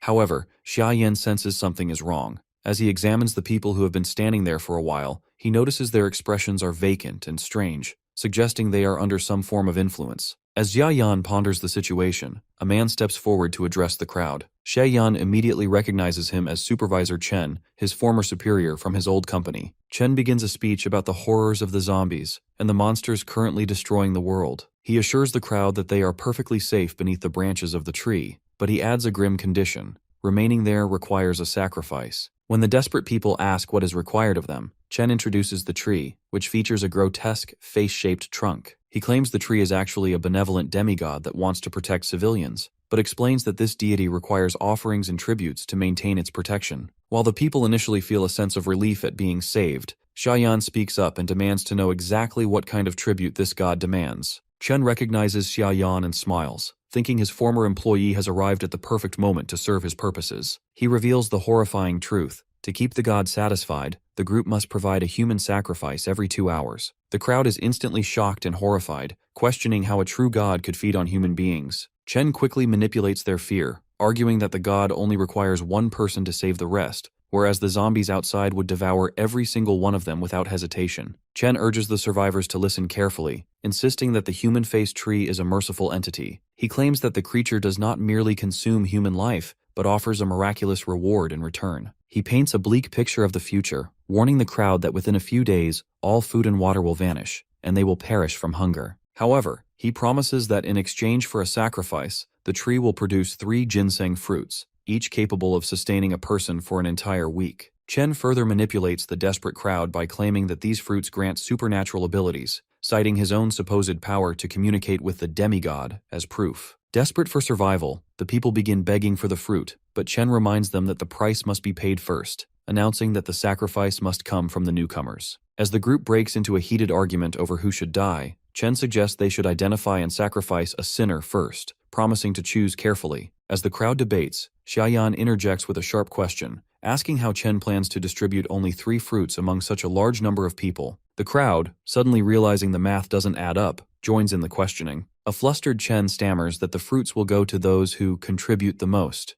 Xiaoyan bursts into laughter, mockingly asking if Chen is going to create a KPI chart to track their performance, just as he did in the corporate world. Furious at being ridiculed, Chen shouts that he is the sacred representative of the tree and demands respect. Several brainwashed young men under the tree's influence step forward to threaten Xiaoyan, but our protagonist remains unfazed. He openly exposes Chen's past, recounting how he used to exploit his employees at their old company. He points out that Chen hasn't changed. He is simply using a god as a new way to kill people and maintain power. Xiaoyan finishes by coldly asking Chen if he has even a shred of shame left in his body. Supervisor Chen loses all composure and shrieks at the crowd to kill Xiaoyan, accusing him of blasphemy against the sacred tree. Driven by desperation and the promise of the ginseng fruit, the survivors begin protesting against our protagonist, ready to tear him apart. Xiaoyan shouts for them to open their eyes, revealing the horrifying truth. The fruit is not a gift, but a demonic growth forged from the blood, flesh, and souls of the sacrificed. He warns them that anyone who consumes it will become a living puppet of the god, a half-dead monster no different from a zombie. While the crowd hesitates, Xiaoyan points directly at Chen's hand. As the people look, Chen is forced to reveal his limb, which has mutated into a grotesque cluster of wooden branches and bark. Unashamed, Chen tells them that in this apocalypse, survival is the only thing that matters. He mocks their fear, telling them that if they leave the tree's shadow, the zombies will devour them. He urges them once more to kill Xiaoyan, so they can embrace the transformation and become powerful monsters like himself. The brainwashed crowd lunges toward Xiaoyan, but our protagonist remains calm, declaring that today marks the end of Supervisor Chen's life. He unleashes his fire abilities to incinerate his former boss, but Chen is suddenly pulled into the trunk of the demonic tree, submerged within its bark. A heavy silence follows until a distorted voice calls out Xiaoyan's name. Supervisor Chen emerges from the human-faced tree, now fully integrated into its form as a complete demon. He boasts that he and the sacred tree now coexist as one entity, claiming he has achieved immortality while Xiaoyan is destined to die. Undeterred, Xiaoyan simply clicks his fingers, intensifying the flames to engulf the demonic version of Chen once more. Supervisor Chen burns in the fire once more while Xiaoyan speaks with the human-faced tree. Our protagonist notes that this creature is significantly stronger than the other monsters. As the beast begins slaughtering the humans, the survivors scream at Xiaoyan, blaming him for provoking it. They argue that without his interference, they could have sacrificed a single person and allowed the rest to transform by eating the fruit. The monster thrusts its branches into the humans one by one. Our hero ignites the wood, severing the limbs while urging the survivors to run for their lives. Those still ensnared by the creature beg for salvation, cursing that if they cannot be saved, Xiaoyan should die alongside them. When a horde of zombies swarms the civilians, our boy eliminates every undead threat within minutes. He commands the crowd to flee while he turns back to face the primary threat. The survivors wonder why he didn't do more to protect them, even as he secures their escape. Left behind, the tree monster grows furious, centering its lethal intent entirely on Xiaoyan. Xiaoyan issues a direct challenge, vowing to destroy the monster tree first. In response, the creature ensnares him, dragging our protagonist deep into a sphere of constricting vines. Surveying the interior, Xiaoyan realizes this opponent is unexpectedly resilient. He concludes that a new strategy is required to dismantle the beast. The monster tree watches nervously as our boy calmly drinks water. Our hero muses that he can wear the creature down, muttering sooner or later before falling silent. Intrigued and unsettled, the tree demands to know what he means. Inside the hollow of the monster, Xiaoyan settles into a lavish feast alongside Sudaji and Black Bear. Sudaji warns him that even as a second-rank demon, this entity remains troublesome and must be dealt with immediately. Both companions eye the food hungrily, prompting Xiaoyan to decree that whoever provides the solution to defeating the tree earns the right to eat. Sudaji suggests that a tree falls easily to a thunderbolt. If Lei Genji cooperates, the monster will be simple to destroy. Suddenly, Master Turtle manifests to deliver an urgent warning. Xiaoyan is in grave danger. A demigod, Yamata no Orochi, has been summoned to Earth, and Master Turtle fears she cannot handle the threat alone. The scene shifts abruptly. Xiaoyan stands behind Lei Genji. Before the captive can refuse to help, our protagonist flings open the cage, declaring that there is no time left for negotiations. As the warden of the prison, Yan orders Genji to come out and opens his cage. The monster cannot refuse this command. If he did, the warden would have the right to execute him. As the blood moon descends, a demonic aura fills the air, exciting the tree-faced monster. Suddenly, a thunderbolt strikes the tree cocoon, leaving it terrified, and the human-faced tree recoils in fear at the sight of Genji. Our boy then orders the destruction of the evil creature, prompting Genji to gather all the thunder energy and launch an attack on the tree. Caught off guard, the monster is stunned by the sudden strike, but Genji quickly follows up with another powerful blow, burning it badly. Meanwhile, a black-haired lady and her group stand near several corpses. She regrets losing the wooden spirit of the tree, which could have been useful to her. Her men report movement at Chunhua Hospital, so they head in that direction, causing the woman to wonder who managed to slay the tree beast before she could. At the same time, heavy rain drenches the Jade Zoo. The lion cage has been badly damaged, and inside, a lion with strange red eyes clutches the wolf's corpse after killing the entire pack. Orochi's menacing glare, however, tears the lion apart. A strong demonic aura engulfs the zoo, wiping out all the creatures within. Orochi unveils his true form as the snakes, corrupted by the aura, turn demonic and launch themselves at Nan.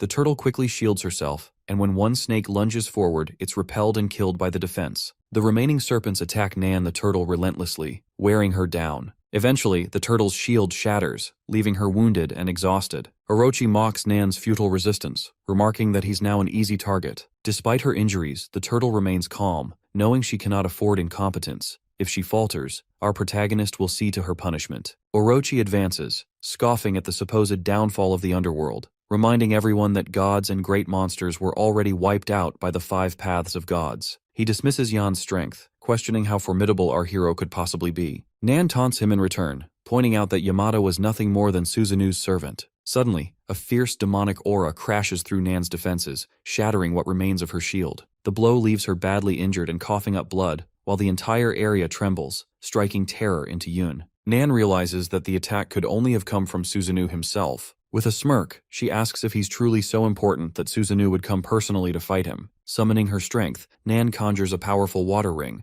warning them not to underestimate Yan. She chants forceful words, triggering an explosion of golden light that devastates the area. Yun, meanwhile, is left hiding in a corner, trembling and crying amidst the chaos. Yun panics as the giant snake's sharp teeth move toward her. Orochi, now wounded and revealing his true snake form, radiates killing intent that Nan, despite being badly hurt, can sense. Suddenly, Orochi appears with 7 heads, striking terror in everyone present. In this critical moment, Genji and Yan arrive, much to the turtle's relief. A lightning bolt crashes down, obliterating the 7-headed snakes. When Orochi sees the charred remains of his serpentine forms, he is horrified and unable to grasp what just happened. Looking up, he spots Genji, who introduces himself as the reincarnation of Thunderstar and a disciple of the 3rd generation of Yushu. Determined to burn away evil, Genji unleashes a powerful thunderbolt at Orochi, calling him trash. Sensing danger below, our protagonist quickly instructs Nan to retreat and recover in the tower after such exhausting combat. Inside the Great Mortal Prison, Daji tends to Nan's wounds. The turtle warns her not to underestimate Orochi, explaining that he has 8 heads and 8 lives. Meanwhile, outside, our hero and Genji stand alert as a swirling purple demonic aura targets them. 2 snakeheads launch a stealthy attack from behind, but Genji reacts instantly, dodging and countering with a burst of lightning. One snake releases toxic gas, wounding the thunder beast and overwhelming him. Anxiously, Genji turns to Yan, asking what their next move should be. Orochi spots Yan and mocks him, calling our protagonist a shallow mortal unworthy of the title Prison Lord. Drawing comparisons to Suzanu, Yan challenges the serpent, but Orochi dismisses him, claiming he's not worthy of a true duel. Unfazed, our hero offers a deal. If he loses, Orochi must acknowledge him as master. The serpent laughs sarcastically, taunting that a mere human from Yangxia dares to try subduing Yamada no Orochi, the legendary beast of Japan. Yan's words enrage one of the snakeheads,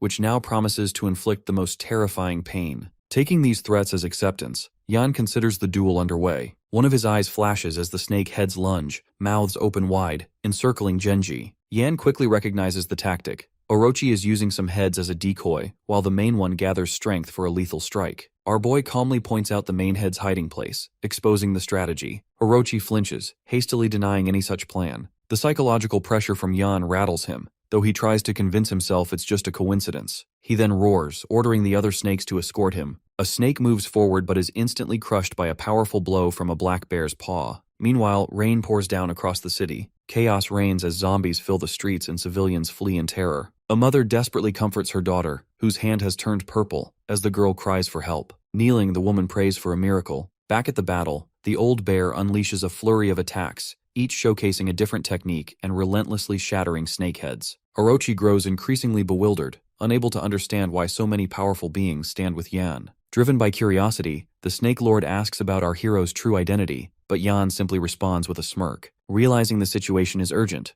Orochi decides it's more important to report to his superiors about Yan than to continue the fight. He unleashes a sudden attack, prompting Yan and his team to retaliate. As Orochi manipulates a dust storm, worn from his injuries, he catches sight of Yun and sets his sights on her. At the last moment, our protagonist intervenes, blocking the serpent from reaching her. Orochi soon realizes that Yan is watching his every move. Our protagonist notices that one of Orochi's heads has slipped away and fled in secret. If the snake monster were truly escaping, Yan wouldn't bother chasing. After all, claiming 6 heads is already a worthwhile prize. But instead, Orochi comes after his sister, pushing our hero's patience to its limit. Yan's eyes blaze with anger and a flame aura erupts around him as he draws his flame sword, fully prepared to end Orochi. The Snake Lord dismisses the threat, convinced that our boy, a mere human, could never defeat him. He taunts further, threatening to torture Yun. Enraged, our protagonist summons a fire dragon that lunges at Orochi. The Snake Lord counters and manages to bite Yan's arm, only to find, to his shock, that it transforms into pure flame. Without hesitation, Yan slashes off one of Orochi's heads. The serpent still struggles to comprehend the true strength of our hero. Meanwhile, Genji and the Black Bear are battling fiercely, tearing through the remaining snake heads. Witnessing this, Orochi realizes the situation is quickly deteriorating.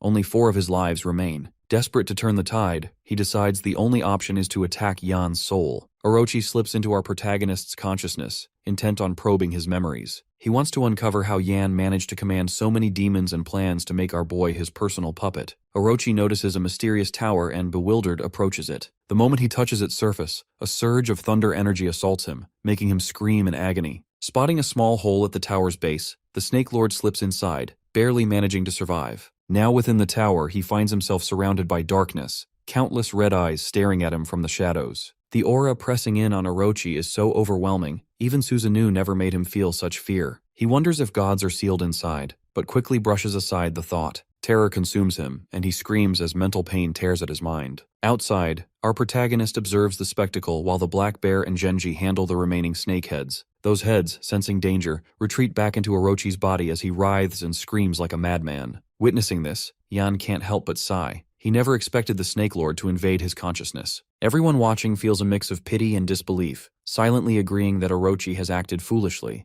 Daji trembles, realizing that the Snake Master has descended straight to the tower's 4th level. She can barely imagine what horrors he must have witnessed to drive him to madness. Just as our hero prepares to finish Orochi, he notices a strange aura spreading across the land. The moon has vanished, replaced by a monstrous eye that radiates demonic energy. Nan immediately understands. Susanoo has arrived. Orochi screams, desperately claiming to have secrets that could save his life, but Genji blocks his escape attempt. Before Genji can advance, however, a terrifying force pins him down. Refusing to let the enemy slip away, the Black Bear readies himself, and Daji agrees. At that moment, Yan surrounds Orochi with flames and beheads him on the spot. After the kill, our protagonist rips out the snake's soul, tossing it into the demon-suppressing tower like garbage, then casually dusts off his hands. The display leaves his 3 allies genuinely impressed. Their relief is short-lived, as an invisible pressure suddenly descends upon them. From a rift, Susanoo glares at Yan, furious at having been deceived. In an instant, the demon-suppressing tower is bombarded with deadly lightning strikes. Susanoo plummets to Earth at light speed, heading straight for our hero. Simultaneously, a tremendous force assaults the tower, unleashing a flood of evil souls. Yan feels his strength draining as his spiritual energy is completely sapped. In his past life, the most our boy ever saw descend were a few demigods of general rank, and even then, Orochi was meant to appear only at midnight. But this time, due to Songtian's summons, the descent came early, triggering Susanoo's arrival as well. The entire dimensional barrier is now shattered, and a god has emerged too soon for the world to endure. Nan struggles for breath,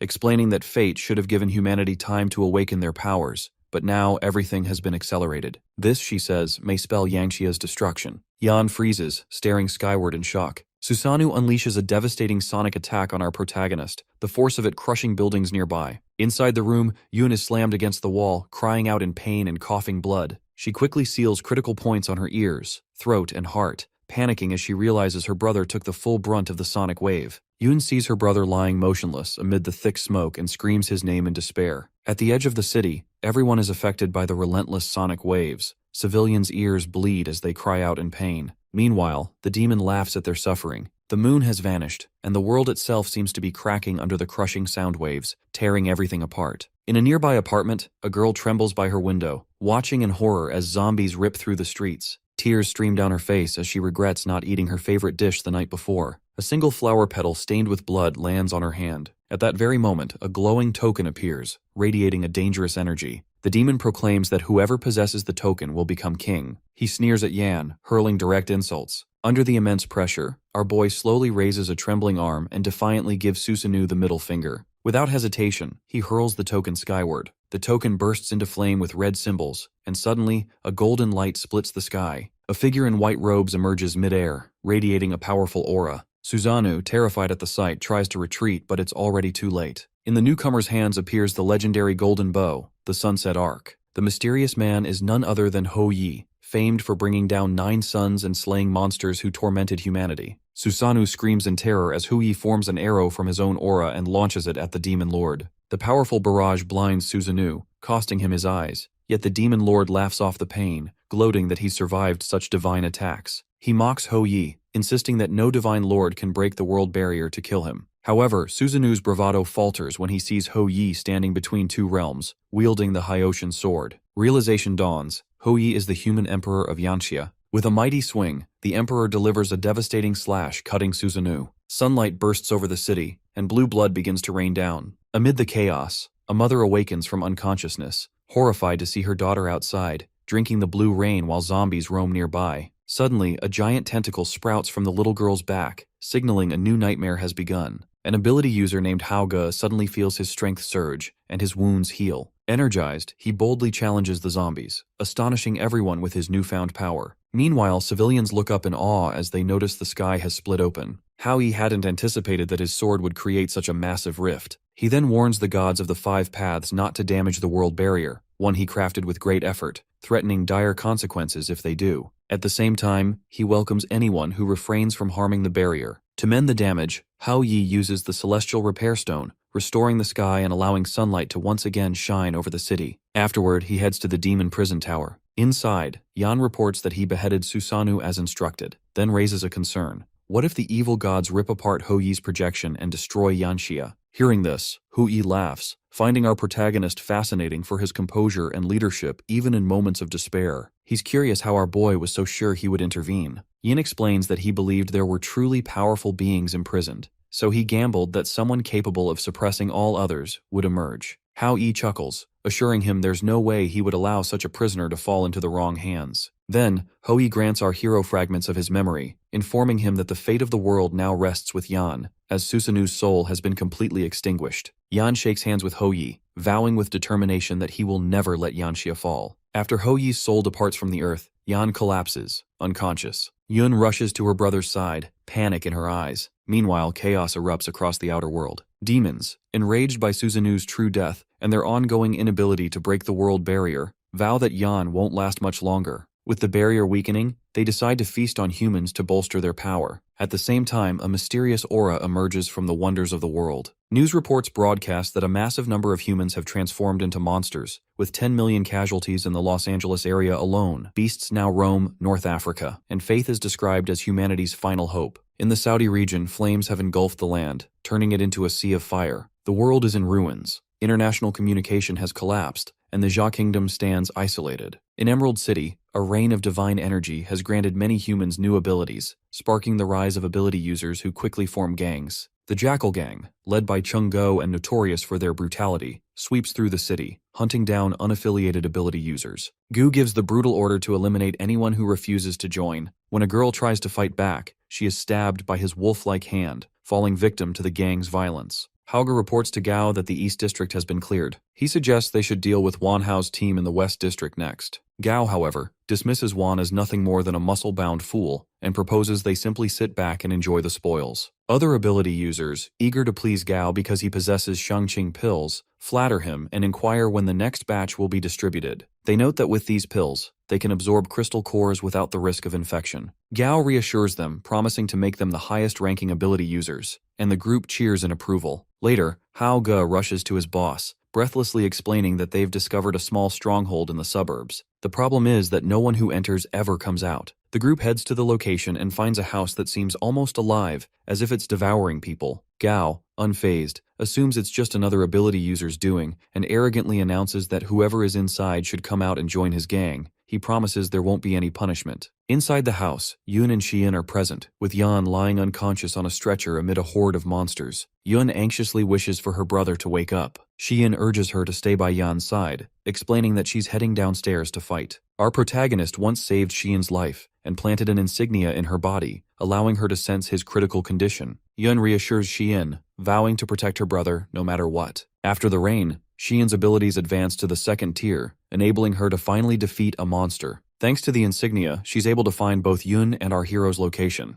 In this apocalyptic world where trust is rare, Xian knows she can only rely on Yan and Yun and commits herself to their protection. Outside, Gao orders his men to surround the house. When one of them ventures inside, Xian immediately launches an attack, defending those she trusts most. Xian uses her ability to turn invisible, slipping past the Jackal gang members as they enter the house, confused by the apparent emptiness. One man mocks her, calling her a coward, but before he can finish, she reappears and swiftly slashes his neck. The group is stunned to realize their attacker is a woman who moves like a ghost, vanishing and reappearing at will. A bald man inhales deeply from a cigarette, releasing a paralyzing smoke meant to incapacitate Xian. Realizing the danger, she darts outside to escape the fumes and quickly decides that eliminating Gao is her top priority. Attempting a surprise attack from behind, she is taken aback when her strike is effortlessly deflected by Gao's protective treasure. He retaliates, stabbing her in the shoulder, and is about to finish her off when his men intervene, suggesting they interrogate her first. The bald man points out that another woman is still upstairs. Meanwhile, Yun watches the scene unfold from above, tears streaming down her face as she calls for her teacher. Gao's gang advances toward her, and Yun, trembling but determined, channels aura into her finger, preparing to defend herself. Suddenly, another gang member breaks through a window and enters the room where Yun is hiding. He brandishes a trident, his eyes falling on Yan's motionless figure. Shang Yun steps protectively in front of her brother, refusing to let anyone near him. The intruder just laughs, assuring her that their target is her, not Yan. Meanwhile, Xian attempts to use her own invisibility, but Gao stabs her in the shoulder once again, proving his relentless pursuit. Gao announces that he intends to keep Xian in a constant state of pain, preventing her from gathering her mental energy. With a cruel laugh, he tells Xian to watch helplessly as her friend is harassed, adding that he also plans to cut off the limbs of the boy they are protecting. He offers her a place in his gang as his puppet and begins to count down from 10.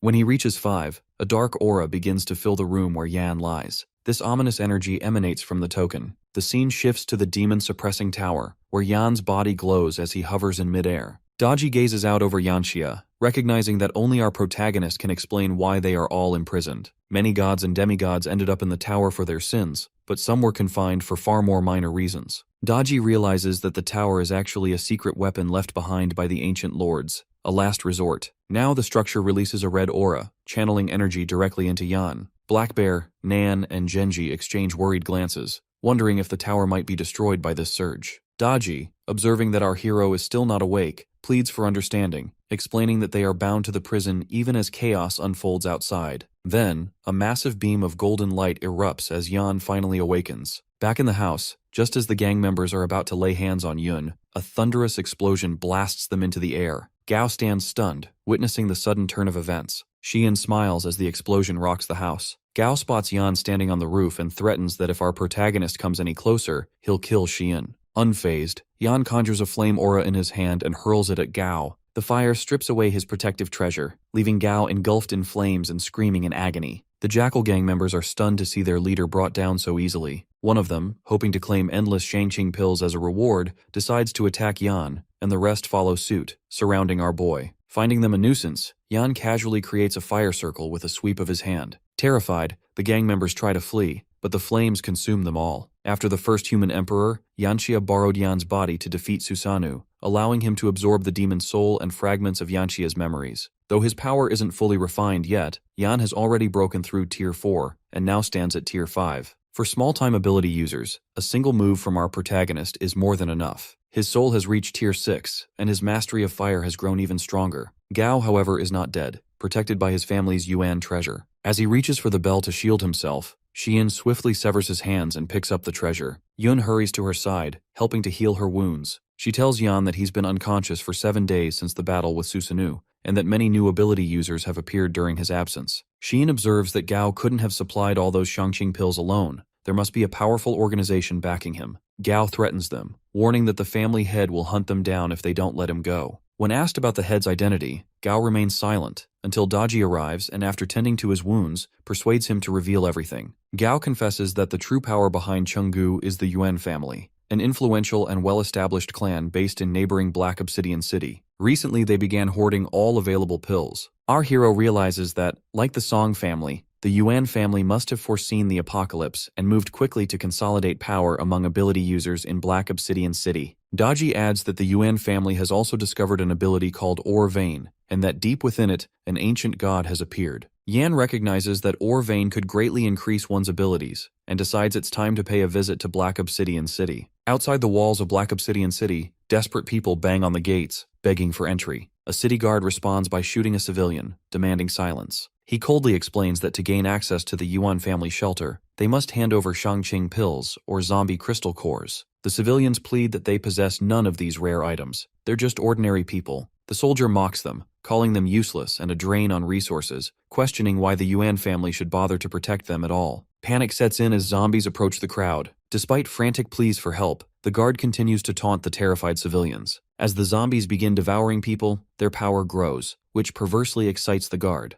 His companion wonders aloud if they could even handle a Tier 4 zombie, but the guard, Chang, assures him not to worry. This is Yuan family territory, filled with experts and even the old ancestor. He's confident they could earn merit by taking down such a threat. The companion nods in agreement as chaos and bloodshed erupt around them. Suddenly, Yan arrives on the scene, riding his bike and launching an attack on the zombies. Chang and his companion are stunned by the sight, but a powerful zombie smashes Yan's bike. Unfazed, our protagonist draws his flame sword and slices through the massive zombie. The other zombies, drawn by the commotion, charge at our boy. Yan, undeterred, channels his aura to create multiple swords, cutting down the horde with ease. The civilians, now safe, watch in awe, wondering who this mysterious savior is. Yan then retrieves a Tier 4 crystal from the fallen zombie, his actions leaving a lasting impression on everyone present. Chang and his companion approach Yan, initially praising his combat skills. As the soldier reaches for the Tier 4 crystal, our protagonist warns him to keep his hands off. This angers Chang, and his companion points out that Yan isn't from the Yuan family. Chang begins shouting, furious that their zombie was killed. Yan quickly pieces together that these soldiers had been intentionally raising the zombie's level by letting it prey on humans. Chang threatens Yan, demanding he hand over the crystal and leave, warning that the Yuan family will kill him if he refuses. He brags about the family's power, claiming all ability users are under their command, and that the family's successor, Rui Yuan, has reached Tier 4. The soldier continues to boast about his connections. In response, Yan grabs Chang by the neck and lifts him into the air. Activating his flame aura, our hero creates a fire circle that engulfs Chang, burning him as he screams for help.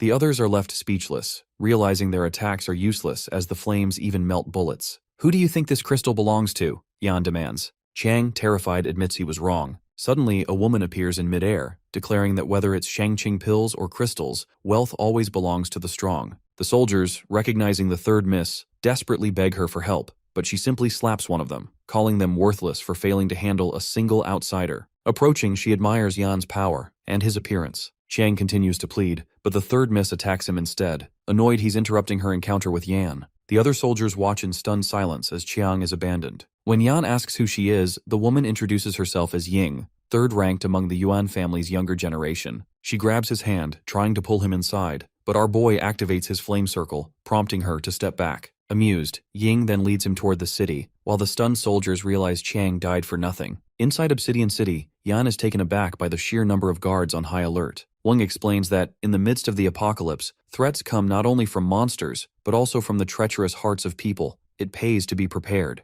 They arrive at a house, where she offers him tea. Yan, ever cautious, asks if her family had advanced knowledge of the apocalypse. Ying brushes it off, claiming it's simply the result of the Yuan family's vast resources. Curious, she inquires about Yan's identity, and our protagonist introduces himself. He pointedly asks if the Yuan family is trying to recruit him. Ying admits that she's drawn to his strength and, beyond that, her family can provide ample cultivation resources, everything he could desire. She displays a handful of Shangqing pills, then explains that the Yuan family also distributes zombie crystal cores according to ability tier. Ying offers him a tempting deal. If he joins, Yan can become a captain with an elite team of 5 ability users. As she continues listing the abundant water and food supplies, the offer becomes more alluring. Ying sweetens the deal, adding that as long as he accumulates points, he'll receive even more resources. However, she warns with a sly smile that if our boy refuses, she'll turn him into a specimen for her closet. As Ying moves closer, Yan suddenly realizes he can't move. The third miss reveals that the tea he was offered contains a poison tailored to target ability users. Just then, a soldier interrupts, drawing her irritation. She orders the guard to watch Yan closely, instructing that if he tries anything, he should be killed on the spot. In the demon-suppressing tower, Daji and Black Bear tease Yan, joking that the third miss has gone easy on him. When Yan stands up, Bear is shocked to see our boy unaffected by the poison. Daji scolds Bear, pointing out that there's no way Yan would actually drink the tea, considering how dangerous the Yuan family is. Bear, unconcerned, drinks the tea himself, saying he simply enjoyed the taste. Yan then heads deeper into the demon-suppressing tower and meets Nan to catch up on the current situation. The turtle reassures him that Yoon is safe and mentions that she and Shiyin are planning a surprise for him,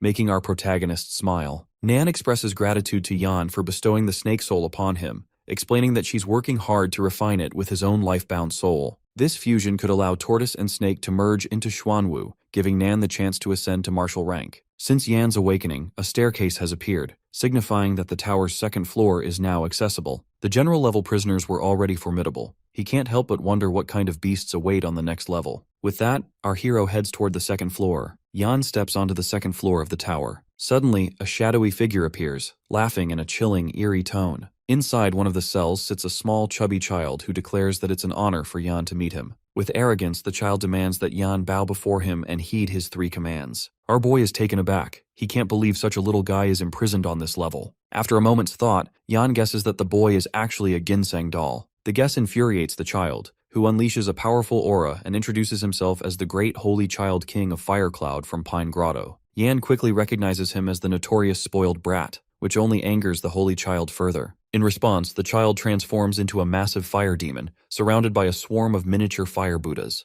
This fire beast rants about destroying all life, but just as he does, a bolt of thunder strikes him. Laughing off the attack, he proclaims himself the Yaksha king who can never die, only to be struck by thunder once again. As our protagonist expected, the very first inmate he meets on the second floor is already threatening to destroy the world. Fortunately, Yan's soul force is at stage 6, giving him the confidence to handle such threats and push even further if needed. He continues to another cell, where various black souls cackle at his presence. Yan immediately tells the figure inside to retreat, sensing it's dodgy. She greets him warmly. Our hero then instructs her to take him to someone calm and willing to talk on this floor. If not, she should let the thunder strike the unruly prisoner until he settles down. Daji heads back to the holy child's cell, warning him not to underestimate the warden or risk consequences he can't bear. The tower glows with thunder, signaling that Daji is making sure the holy child learns his lesson. Meanwhile, in the Yuan family meeting hall, the elders gather to debate urgent matters. The patriarch recalls the wisdom and preparations of their ancestors before the apocalypse, which allowed them to amass vast stores of resources. Still, their oath to the ancestor remains unfinished. Aishong reviews the 3 conditions the ancestor set. First, the sacrifice of 100 pairs of virgin boys and girls. Next, the offering of 10 Tier 3 ability users and 3 Tier 4 ability users to complete the ritual. The final step is to unearth the vein leading to the golden coffin. Today, nearly all requirements are met, except for the elusive level 4 ability users, who are extremely rare. An elderly woman agrees, noting that while the mine they're excavating is brimming with energy, it is also laced with toxins and risks zombification. Another elder points out that despite their treasures, they lack true strength. The golden coffin lies deep within a deadly, demon-infested zone, making progress perilous. The elders plead for more time to prepare. Frustrated, the patriarch slams his staff, declaring that a level 4 sacrifice is needed to appease the ancestor. The old woman hesitates, fearing the loss of key clan members, and questioning whether they would sacrifice one of their own. At that moment, Ying enters and asks what reward she'll receive if she solves this problem for them. The patriarch eyes her confused. With a smirk, Ying reveals that she's captured a level 4 fire ability user, originally intended for romance, now destined for sacrifice. The patriarch, concerned about the altar near the vein, and the risk if a powerful ability user goes wild, is reassured when Ying explains the captive is poisoned and completely under control. Pleased, the patriarch promises her great merit if the sacrifice succeeds and instructs Ashung and Ying to proceed with utmost caution. The other elders relax, plotting to lure and sacrifice more ability users. The patriarch confidently declares that the Yuan family will soon rise above all others. Elsewhere, a screen appears before Yan, displaying the mine. He senses an intense energy and suspects it must be the ancestor's presence. Suddenly, Black Bear appears, asking if he can eat those planning to sacrifice Yan. Daji joins them, suggesting they investigate the Yuan family's alliances and the golden coffin's location. She draws near to Yan, proposing that he feign ignorance and strike at the perfect moment. Our protagonist smiles, agreeing with her plan. A sudden noise puts Daji and Bear on alert, and they vanish instantly. Ying and Aishung return, asking Yan for his decision. Our boy agrees to join their scheme, but warns that he needs something to prove their sincerity, or he will self-destruct. Ying, smiling, offers him an ability ore crystal, pure enough to rival a Tier 3 zombie core, her supposed show of loyalty. Yan accepts the gift readily. What Ying doesn't reveal is that the stone is tainted, meant to make his eventual sacrifice easier. Yan, unfazed by a little pollution, is pleased with the crystal, As he purifies and absorbs its powerful aura, his body glows red, his abilities surge, and energy floods through him. A sly grin crosses his face as he thinks to himself that these outsiders are far from clever. Ying leans in and whispers to Yan, urging him to visit the ancestral hall to meet the patriarch and the ancestor, enticing him with the promise of an antidote for the poison. Yan smiles, showing no fear, and readily agrees. Ying takes his arm and leads him down a dark, narrow path that winds deeper into a cave. Echoes of sacrificial screams reverberate from the cave's black pit. Soldiers nearby look uneasy, fearing the wrath of the old ancestor, and dreading the possibility of being chosen as the next sacrifice. When Ying, Ashing, and Yan arrive, our protagonist mocks the supposed safety of the cave, remarking that an earthquake could easily bring the whole place down. Ying simply smiles, assuring him that the Yuan clan's ancestral land is extraordinary. She gestures for Yan to follow her lead. He soon notices a stone pulsing with ability energy, though it's less pure than expected. Yan quickly realizes that the entire cave likely contains ability ore. He wonders why they would bring him somewhere so crucial. He could easily steal from this place. Aisheng laughs at the thought, boasting that the Yuan family is the strongest and nothing can be taken from them. Ying draws our boy closer, promising him a bright future after the ritual. Yan smirks, secretly anticipating a unique meeting with the old ancestor, and walks forward with confidence. The other two scoff, convinced he's oblivious to the danger. After a long trek, they reach the ancestral hall. Yan sees an immense shrine, with 2 stone tablets bearing divine titles. He pays his respects, as do Ying and Asheng. The old ancestor's laughter rings out, clearly pleased. Ying urges Yan to kneel, but he refuses and boldly asks if some immortal official of the Yuan family truly deserves his bow. This infuriates Asheng, who attacks with a surge of green aura, grabbing Yan's shoulder and trying to force him down. Yet Yan stands firm. Ying tries to catch him off guard, binding his legs with her whip and revealing her true intentions. However, even together, their strength is no match for Yan. Both attackers panic, baffled by his resistance to the poison and his overwhelming power. Flames blaze around Yan as a surge of energy erupts from him, sending Ying and Aisheng flying into the wall, where they crash and cry out in pain. Realizing that our protagonist is 5th rank, they are left terrified and in awe of his true strength. Aisheng and Ying are stunned to discover that someone has actually reached 5th tier ability. The resources required just to achieve Tier 4 are staggering, and advancing to Tier 5 is considered nearly impossible, far beyond the reach of even the entire Yuan family's combined wealth. Asheng, still in disbelief, demands to know Yan's identity. Our protagonist dismisses them with a scoff, declaring they're not worthy of such knowledge. Desperate, Aisheng and Ying channel their blood energy, offering it as a sacrifice in hopes of summoning the old ancestor. At higher ability levels, sacrifices become much more potent, and the ancestral spirit is said to be pleased by greater power. As their blood fuels the ritual, an intricate array forms beneath them. The old ancestor's spirit materializes, seemingly satisfied. He introduces himself as the Submersion Star Lord of the 7-Water Lodestar of Upper Purity. Yan, curious about his composure, quietly asks for more about the ancestor's title. From the shadows, Black Bear and Genji emerge, explaining to our boy that the 7-Water Lodestar of Upper Purity Grotto is connected to the Big Dipper, rulers of all waterways. The Waterlord's true name is Lu Xiong. Daji joins Yan, commenting that Lu Xiong once commanded many followers. Black Bear, however, is furious, accusing the old ancestor of impersonating water virtue and deceiving the world. The old ancestor is shocked to recognize Genji, the ancient thunder-wielding divine being, unable to believe any ancient god survived extinction. When Black Bear is ignored, he roars his name in protest, but the old ancestor claims never to have heard of him. Offended, the bear demon smashes nearby rocks. The ancestor descends, declaring the original lord dead and claiming himself the rightful successor of the Water Palace. Suddenly, the red formation beneath their feet activates, chaining Yan and his companions in a god-locking formation, one said to be nearly impossible to escape. Aisheng laughs arrogantly, convinced of their victory, and he and Ying heap praise on the ancestor, certain that he has crushed the demon god's plot. But Black Bear easily shatters the chains and, with a single kick, sends the old ancestor flying like a ball. The ancestor crashes into his own descendants, mortified that his array was broken so swiftly. Black Bear sneers, calling him a fraud unworthy of suppressing anyone.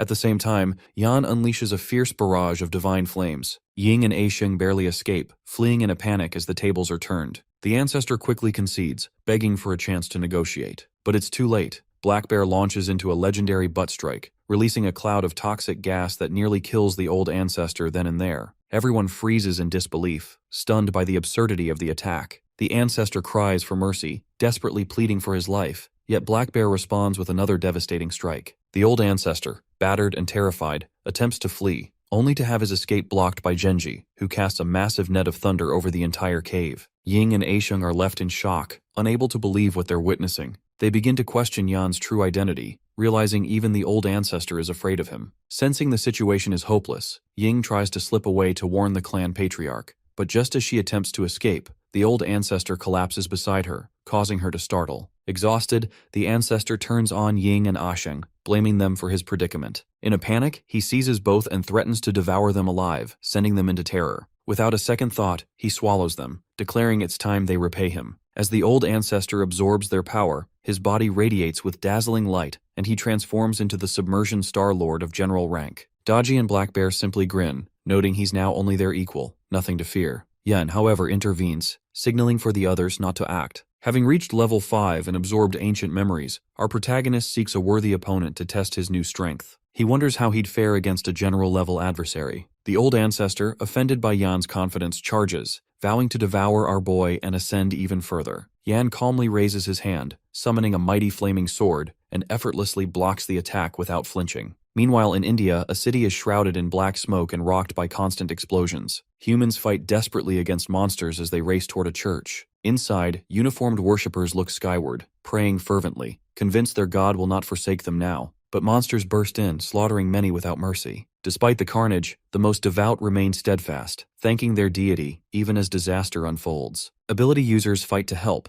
but when a girl urges everyone to flee, the stubborn devotees refuse, still expressing gratitude to their gods. Watching this, the girl shudders in disbelief and disgust. A 5-person team of ability users charges at an advanced zombie, fighting desperately for survival. Meanwhile, the uniformed worshippers remain oblivious to the chaos, lost in their prayers. Suddenly, 3 pillars of light descend from above, manifesting as 3 colossal gods, Shiva, Indra, and Kali, appearing in gold, green, and pink forms. The crowd erupts in cheers, convinced their deities have arrived to save them and destroy all threats. Shiva extends his hand, unleashing a mystical golden light that lifts 2 zombies into the air. In an instant, their bodies are torn apart, reduced to bloody fragments. The people below cheer, praising the gods for delivering justice, until the zombies' remains transform into glowing stone crystals. These crystals are then evenly divided between Indra and Kali. Kali, licking her lips and smirking, comments on the richness of the life essence, while Indra accepts the offering with cold indifference, noting his preference for a different flavor. The crowd's excitement fades, replaced by suspicion and unease at the god's unsettling behavior. Shiva releases his golden light again, this time targeting the ability users. As the group is lifted into the air, panic sets in. Realizing the truth, they scream and plead, insisting their loyalty as devotees makes them undeserving of such a fate. Their cries go unheard, and they are crushed without mercy. The stunned survivors watch as 5 new spiritual energy crystals form and are divided among the 3 gods. The gods admit they prefer the taste of living beings to corpses and discuss using humans as food for spiritual energy, controlling both zombies and ability users. They mock Yangxia for protecting humanity instead of harvesting life force. Kali recalls that 3,000 years ago, Yangxia's gods fought desperately to seal them away. But now, with Yangxia's forces weakened, they face overwhelming divine power. Laughing, Kali reveals she left a special item in the Yangxia region during that ancient battle. With their plans in motion, the 3 gods depart for the next area, leaving the bewildered crowd behind. At that moment, a strange sound echoes from behind. Another wave of zombies approaches. Back at the Yuan family fortress, the situation in the mine grows dire. The family keeps a close watch on their enslaved workers, forcing them to labor harder and faster. A soldier kicks the workers, demanding greater speed and effort. One furious laborer throws down his axe, openly rebelling against the endless exploitation and warning that the ore is tainted and monsters appear within the mine. Rui, a Tier 4 ability user, mocks the newcomers, insisting they underestimate the Yuan family's power. The miners, fearful of his abilities, shrink back as Rui threatens them with a stark choice: keep digging or slit their own bellies and return the food. As the ability users toil in the mine, they quietly remark on Rui's relentless cruelty. Rui dismisses their concerns, assuring them that once they receive the pills, not only will the taint vanish, but their cultivation will also rapidly advance. Nearby, a soldier praises Rui for controlling the workers with nothing more than his words. Suddenly, the ground shudders violently, as if the entire mine might collapse. This upheaval is the result of the Yuanshui cave explosion, caused by our protagonist. Yan laughs with exhilaration after blasting the old ancestor away. Though injured, the ancestor tries to escape, but Yan, now a living flame, relentlessly charges after him. With a powerful punch, Yan shatters rocks, nearly striking his opponent. The ancestor barely manages to dodge, fleeing as our boy continues his pursuit. A sinister smile forms on Yan's lips as he lands another blazing blow, his fiery attack causing the cave to collapse under the tremendous pressure. Back at Rui's location, the group is baffled by the sudden earthquake. One soldier speculates that the old ancestor must be absorbing energy from a sacrifice. The soldiers continue to flatter Rui, but their attention shifts when a miner, digging through the rubble, panics at the sight of something unusual. A massive ancient bronze gate revealed beneath the fallen debris. Rui's excitement grows. He's convinced the golden coffin lies beyond this door. Together, they push the gate open, shouting in anticipation. A brilliant green light pours out, blinding Rui and forcing him to shield his face. Inside, they discover glowing water flowing beside a golden object etched with strange patterns. Rui instantly recognizes it as the legendary golden coffin. The group marvels at the rarity of the water, wondering how many such treasures might be hidden within the mine. Rui believes this water could create high-level ability users. Suddenly, a surge of thunder blasts everyone back. Onlookers are stunned to see the old ancestor standing majestically before the golden coffin, his presence sending ripples of fear through the crowd. The ancestor's eyes gleam with ambition as he stands surrounded by divine green light and flowing water, convinced that with such pure resources, he can overpower all rivals. At that moment, a streak of golden light shoots in. Yan appears, launching a fierce Foshan shadowless kick straight at the ancestor. Yan brings the battle to a decisive end, sending the old ancestor crashing into the wall where he collapses in pain. The onlookers are left speechless, unable to believe that anyone could so easily attack the revered Yuan family ancestor. Rui screams in terror at the sight, and whispers ripple through the crowd as everyone wonders just who Yan really is. This clash allows our protagonist to further comprehend the memory shard left behind by Yangxia's departing soul, which can be unlocked as he continues to grow stronger. A fiery horse materializes beneath him, radiating an intense aura. Struggling to his feet, the old ancestor furiously summons torrents of water, determined to drown Yan and heal his own wounds by absorbing the spiritual essence. With possessive greed, he insists that the water belongs to him alone. Yan, unruffled, simply snaps his fingers. Instantly, the demon-suppressing tower appears behind him, drawing in and absorbing the pure water until it's completely depleted. The old ancestor screams in panic as he watches his precious resource disappear. The surrounding soldiers react in disbelief and panic. Ignoring Rui's attempts to restrain him, one soldier charges at Yan, wielding the magical artifact known as the Soul Light Mirror in hopes of reclaiming the lost water. He drips his own blood onto a gem, summoning a living weapon, a green-bodied girl, who attacks Yan with a beam of white light. Unfazed, Yan conjures a flock of firebirds, incinerating both the girl and her spell in an instant. Suddenly, 6 glowing golden lotuses emerge from the ground, Rui's powerful 5-law lotus platform artifact. All 6 lotuses launch fierce attacks at Yan, but our boy merely smirks, mocking the Yuan family for relying so heavily on artifacts. With effortless grace, he dodges every strike, leaving fiery trails that explode across the area. Yan taunts his enemies, warning that the precious water will vanish if they don't act quickly. Enraged, Rui summons even more lotus seeds, directing them to attack. However, the seeds go off course and strike the golden coffin itself. The old ancestor, horrified, begs for them to stop, desperate to save the treasured coffin. The golden coffin radiates a blinding light as some of Rui's lotus seeds veer toward Yan, but he dodges them effortlessly. Seizing the moment, our protagonist delivers a devastating punch to Rui, leaving his face badly bruised. Yan lowers his hand with calm composure just as the last of the precious water nearly disappears. The old ancestor screams in despair, watching helplessly as the spiritual essence is lost. Suddenly, the coffin's glow intensifies. Someone in the crowd panics, noticing the temperature plummeting. Yan pointedly asks the old ancestor about the coffin's contents. The ancestor claims it contains the remains of a celestial, the key to the heavenly gate and his lifelong dream, but Yan remains skeptical. With a violent burst, the coffin bursts open, unleashing a swarm of human-faced larvae. The grotesque creatures descend on a man, devouring his mouth and body within moments, leaving only bones behind. Horrified screams echo through the cave as people rush for the exit, but fate is merciless. Many are caught and consumed by the ravenous insects. Terrified, Rui frantically summons an artifact shield to protect himself. For a moment, the barrier holds and he sighs in relief. But the wave of larvae intensifies, quickly starting to breach the shield. Rui screams in despair as his defenses collapse. Suddenly, more larvae surge toward Yan, but he summons fire to ward them off. To his shock, the flames have little effect.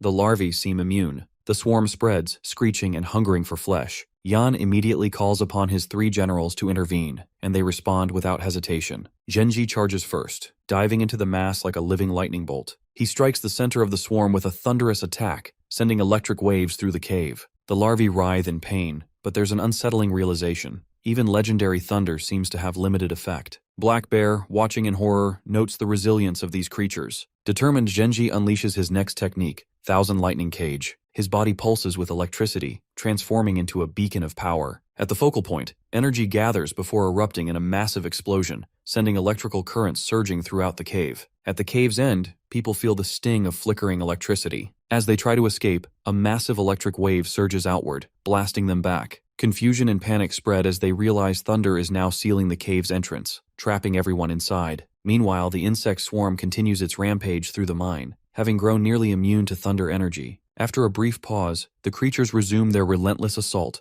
their rage intensifying upon recognizing the sealed exit. With furious roars, they press on, determined to devour every remaining soul. The insects reach the lightning barrier and, undeterred by the shocks, attack it relentlessly. Genji is shaken to see the larvae absorbing his lightning, while Black Bear fears their defenses won't hold much longer. Suddenly, the old ancestor offers his help, a cold laugh betraying his ulterior motives. From his mouth, a torrent of larvae pours forth like a fountain. Yan quickly conjures fire to block the onslaught, shouting a warning to those behind him. Black Bear charges in, declaring the old ancestor must be destroyed. The two sides collide in a brutal clash, exchanging fierce blows. Black Bear roars and manages to shove the old ancestor to the ground. He leaps, preparing to unleash a crushing ultimate attack, but the old ancestor's mind is struck by a powerful memory, a legend tied to the golden coffin and the ancient war of the gods. In that distant past, he was not alone. In the sky, the goddess Kali, mother of the insect swarm, summoned thousands of insects. As the old ancestor fell, he looked up into the chaos and met Kali's gaze. She touched his forehead, leaving a strange mark, and in that moment, an insect egg shot into him, seizing control from within. The old ancestor now laughs maniacally, shoving Black Bear away as he admits he has long awaited the breaking of the coffin. A mace, formed entirely from insects, materializes in his hand. His body transforms, turning fully purple in a terrifying new form. Aiming the grotesque weapon at Yan, he boasts that even a fraction of his current power is enough to kill anyone who stands against him.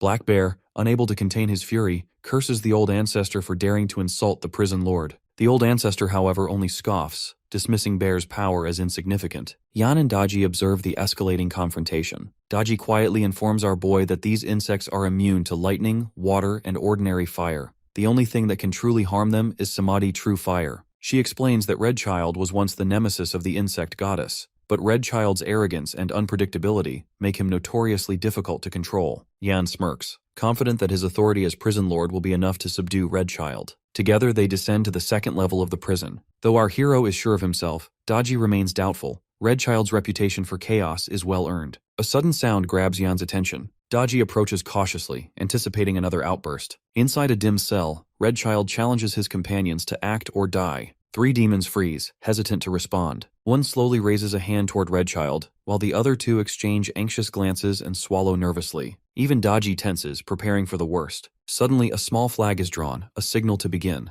As one demon groans about his bad luck, the others burst into laughter. Daji realizes, to her astonishment, that they're simply playing cards. Apparently, this is how Si Yayan managed to keep Red Child in check. Just as Red Child prepares to draw a card, strange footsteps echo down the corridor. He looks up to see Yan, who mocks the demon's boring game and offers to join in. Red Child bristles with anger. Yan steps through the bars, unfazed, prompting a threat from Red Child, who warns he'll burn any intruder alive. Yan calmly insists he only came to play, further infuriating the child. Daji instinctively retreats, wary of a potential explosion, while the three demons warn Yan to leave immediately. Suddenly, the tense mood is broken by video game sounds. Yan starts playing a mobile game, much to Daji's confusion. Laughing, he boasts about his gaming achievements, which piques Red Child's curiosity. Yan explains it's just a phone game and offers both the device and a handful of lollipops, skillfully persuading Red Child to try something new. Inside the mine, Genji and Black Bear are reaching their limits, unable to hold back the relentless swarm any longer.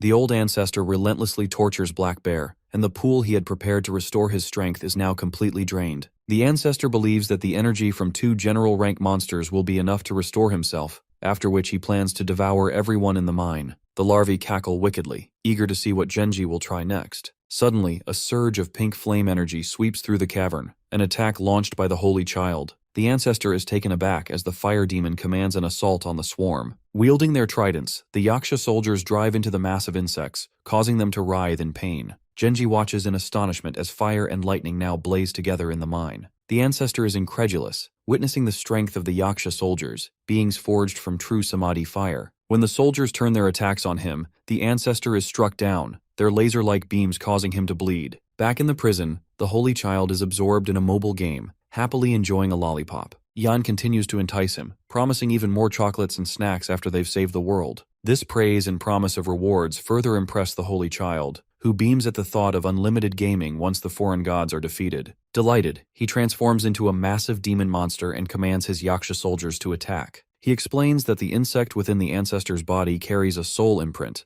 All they need to do is follow the trail and teach the ancestor a painful lesson. Meanwhile, in India, the scene shifts to goddess Kali, who is lounging in comfort as a maid serves her wine, while chaos and death reign outside. She has already brought all the local ability users under her control and believes her insects have devastated Yangxia. Using her aura to observe events, she is stunned to see Genji, the black bear demon, and even the holy child appearing in the mine. Her shock is immediate and profound. Kali is terrified when she witnesses the power of Samadhi true fire. She feels a sense of relief that she severed her connection in time. Otherwise, she might have been incinerated as well. Suddenly, a Samadhi soldier bursts from her face, searing half of it and even killing her servants. The goddess is stunned to realize that the true fire demons have managed to track her down. At that moment, Yan emerges from the mouth of the true fire demon, openly mocking Kali. Indra, her companion, appears as well. Realization dawns on Kali. Only Yangxia could possibly command the long-lost Samadhi fire, which means Yan is the one behind it all. Indra mocks Kali for her failed schemes. Inside the cave, the holy child announces that the message has been delivered to Kali and promptly returns to playing games on the phone. Yan sweetens the deal with a bottle of milk, gently encouraging the holy child that there's another game waiting for him outside. Meanwhile, outside the cave, the surviving Yuan family members are stunned by the devastation. The patriarch anxiously asks what happened. An old lady explains that she heard Ying and Ashung were delivering offerings to the ancestor. The soldiers speculate that the ancestor may have achieved a breakthrough to Golden Immortal after consuming the offering, and others quickly agree. The patriarch, convinced the ancestor is about to emerge, orders a grand welcome ceremony to be prepared, befitting an ancient immortal's descent to the mortal world. The family is filled with excitement and begin making elaborate preparations. As gold lotuses start appearing on the ground, the patriarch remarks that the ancestor's arrival is imminent and instructs everyone to bow, proclaiming their eternal loyalty. Just then, Yan confidently takes a seat on the ancestor's chair, declaring that since his descendants have proven so devoted, he's ready to assume the role of terrestrial divine emperor. The crowd is left in shock and confusion, with the patriarch screaming in disbelief, demanding to know who Yan really is. One person in the crowd recognizes Yan, recalling that he's a Tier 4 ability user brought in by Ying. Furious, Rui orders everyone to kill Yan, but the patriarch intervenes, demanding to know what's really going on. He suggests that if Yan tells the truth, perhaps he'll be spared. Yan silences them, bluntly explaining that their ancestor was nothing more than a thief from Yuan Shui. He goes on to reveal that not only did the ancestor steal the divine seat of the Water Lord of Yuanxi, but he was also possessed by a foreign god and nearly became an instrument of destruction for the entire land. To support his claim, Yan displays the golden coffin's aura, announcing that the ancestor has been completely annihilated. Shock ripples through the crowd. The old woman refuses to believe him, but others hesitate, especially since Yan now possesses the golden coffin. The patriarch, enraged, accuses our protagonist of spreading lies and insists it's impossible for their godlike ancestor to have been killed. Yan responds by unleashing a surge of lightning chi, causing a thunderous explosion that silences the room. A clan member nervously tells the patriarch that Yan is at least a Tier 4, maybe even Tier 5 user, and far out of their league. The patriarch, refusing to back down, insists that they have thousands of experts and orders everyone to attack at once. In response, Yan summons the Samadhi True Fire demons, who immediately lay waste to the Yuan family members, sending the hall into chaos as screams of pain echo all around. The patriarch and the old lady watch in horror, unable to comprehend how generations of preparation are being destroyed in mere seconds. Desperate, the patriarch orders Rui to fight Yan. Rui hesitates, admitting he's no match, but obeys his grandfather's command. His body transforms into stone as he unleashes the Mount Tai Crush skill, hurling it at Yan. Our boy praises Rui's courage, but condemns him as an accomplice to evil. Yan counters with a lightning chi attack, easily defeating Rui. Horrified, the patriarch urges Rui to rise, insisting the Yuan family can't fall. But before he can react further, the holy child strikes him down with a trident, ending his life. Yan then issues a final warning to the remaining family members: kneel or die. With their leaders gone and hope extinguished, the Yuan family bows before him in submission. Yan observes the survivors, noting with some admiration how quickly people adapt to changing circumstances. However, he knows not everyone deserves a second chance. He calls for Daji, who already understands her role. She releases her aura, instructing everyone to follow her into the dreamscape, where she will judge their deeds and determine who truly deserves to live. One by one, those with evil in their hearts are compelled to end their own lives. Only a handful remain. The survivors ask about Yan. He introduces himself, making it clear that their lives belong to him now. They all kneel in recognition.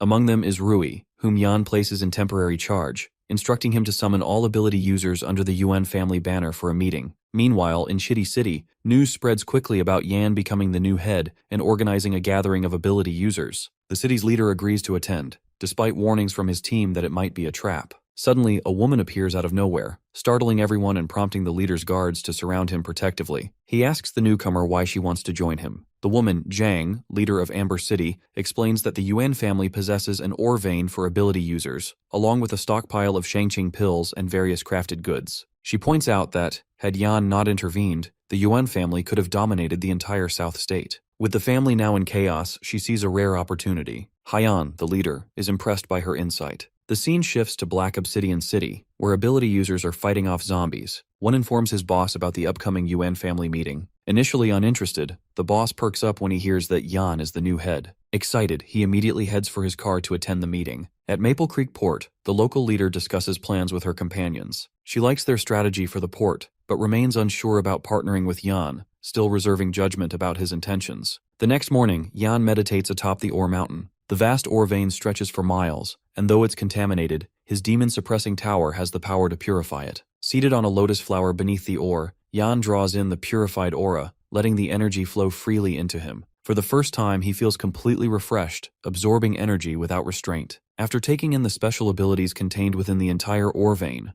our protagonist advances once more, now reaching the peak of the 6th tier circle. With his demigod-like body, he is immune to all magic and impervious to any blade. Yet despite this immense power, Yan senses untapped potential within himself. He can't seem to break through to the next level. The leap from the 6th to the 7th circle appears to be a formidable hurdle, one that requires a rare opportunity. Just then, a memory fragment from Yangxia awakens, revealing that a true breakthrough will require him to face a life-and-death battle where his flesh and soul become fully connected. The 6th level already grants him power equal to an ordinary immortal, comparable to a high-ranking commander. Having absorbed the essence soul of Yuanxi and the remnant soul from Shui Dai's divine tablet, another soul lamp is now lit in the tower, granting Yan new insight into those imprisoned within the next cell. Peering inside, he sees Red Holy Child engrossed in a game, using his father, the Bull Demon King, to climb the ranks. The sight unsettles Yan. If the child is already this formidable, he can only imagine how powerful the next prisoner might be. Determined to be cautious, our boy activates a fire barrier for protection. Within the cell, someone quietly writes poetry in a diary. Expecting a fierce confrontation, Yan is startled when the prisoner turns out to be gentle and polite, greeting him warmly. Just as the man begins to introduce himself, he abruptly starts coughing up bats and asks Yan for a moment to recover. Our boy is left bewildered and wary by the prisoner's bizarre behavior. Daji materializes behind Yan,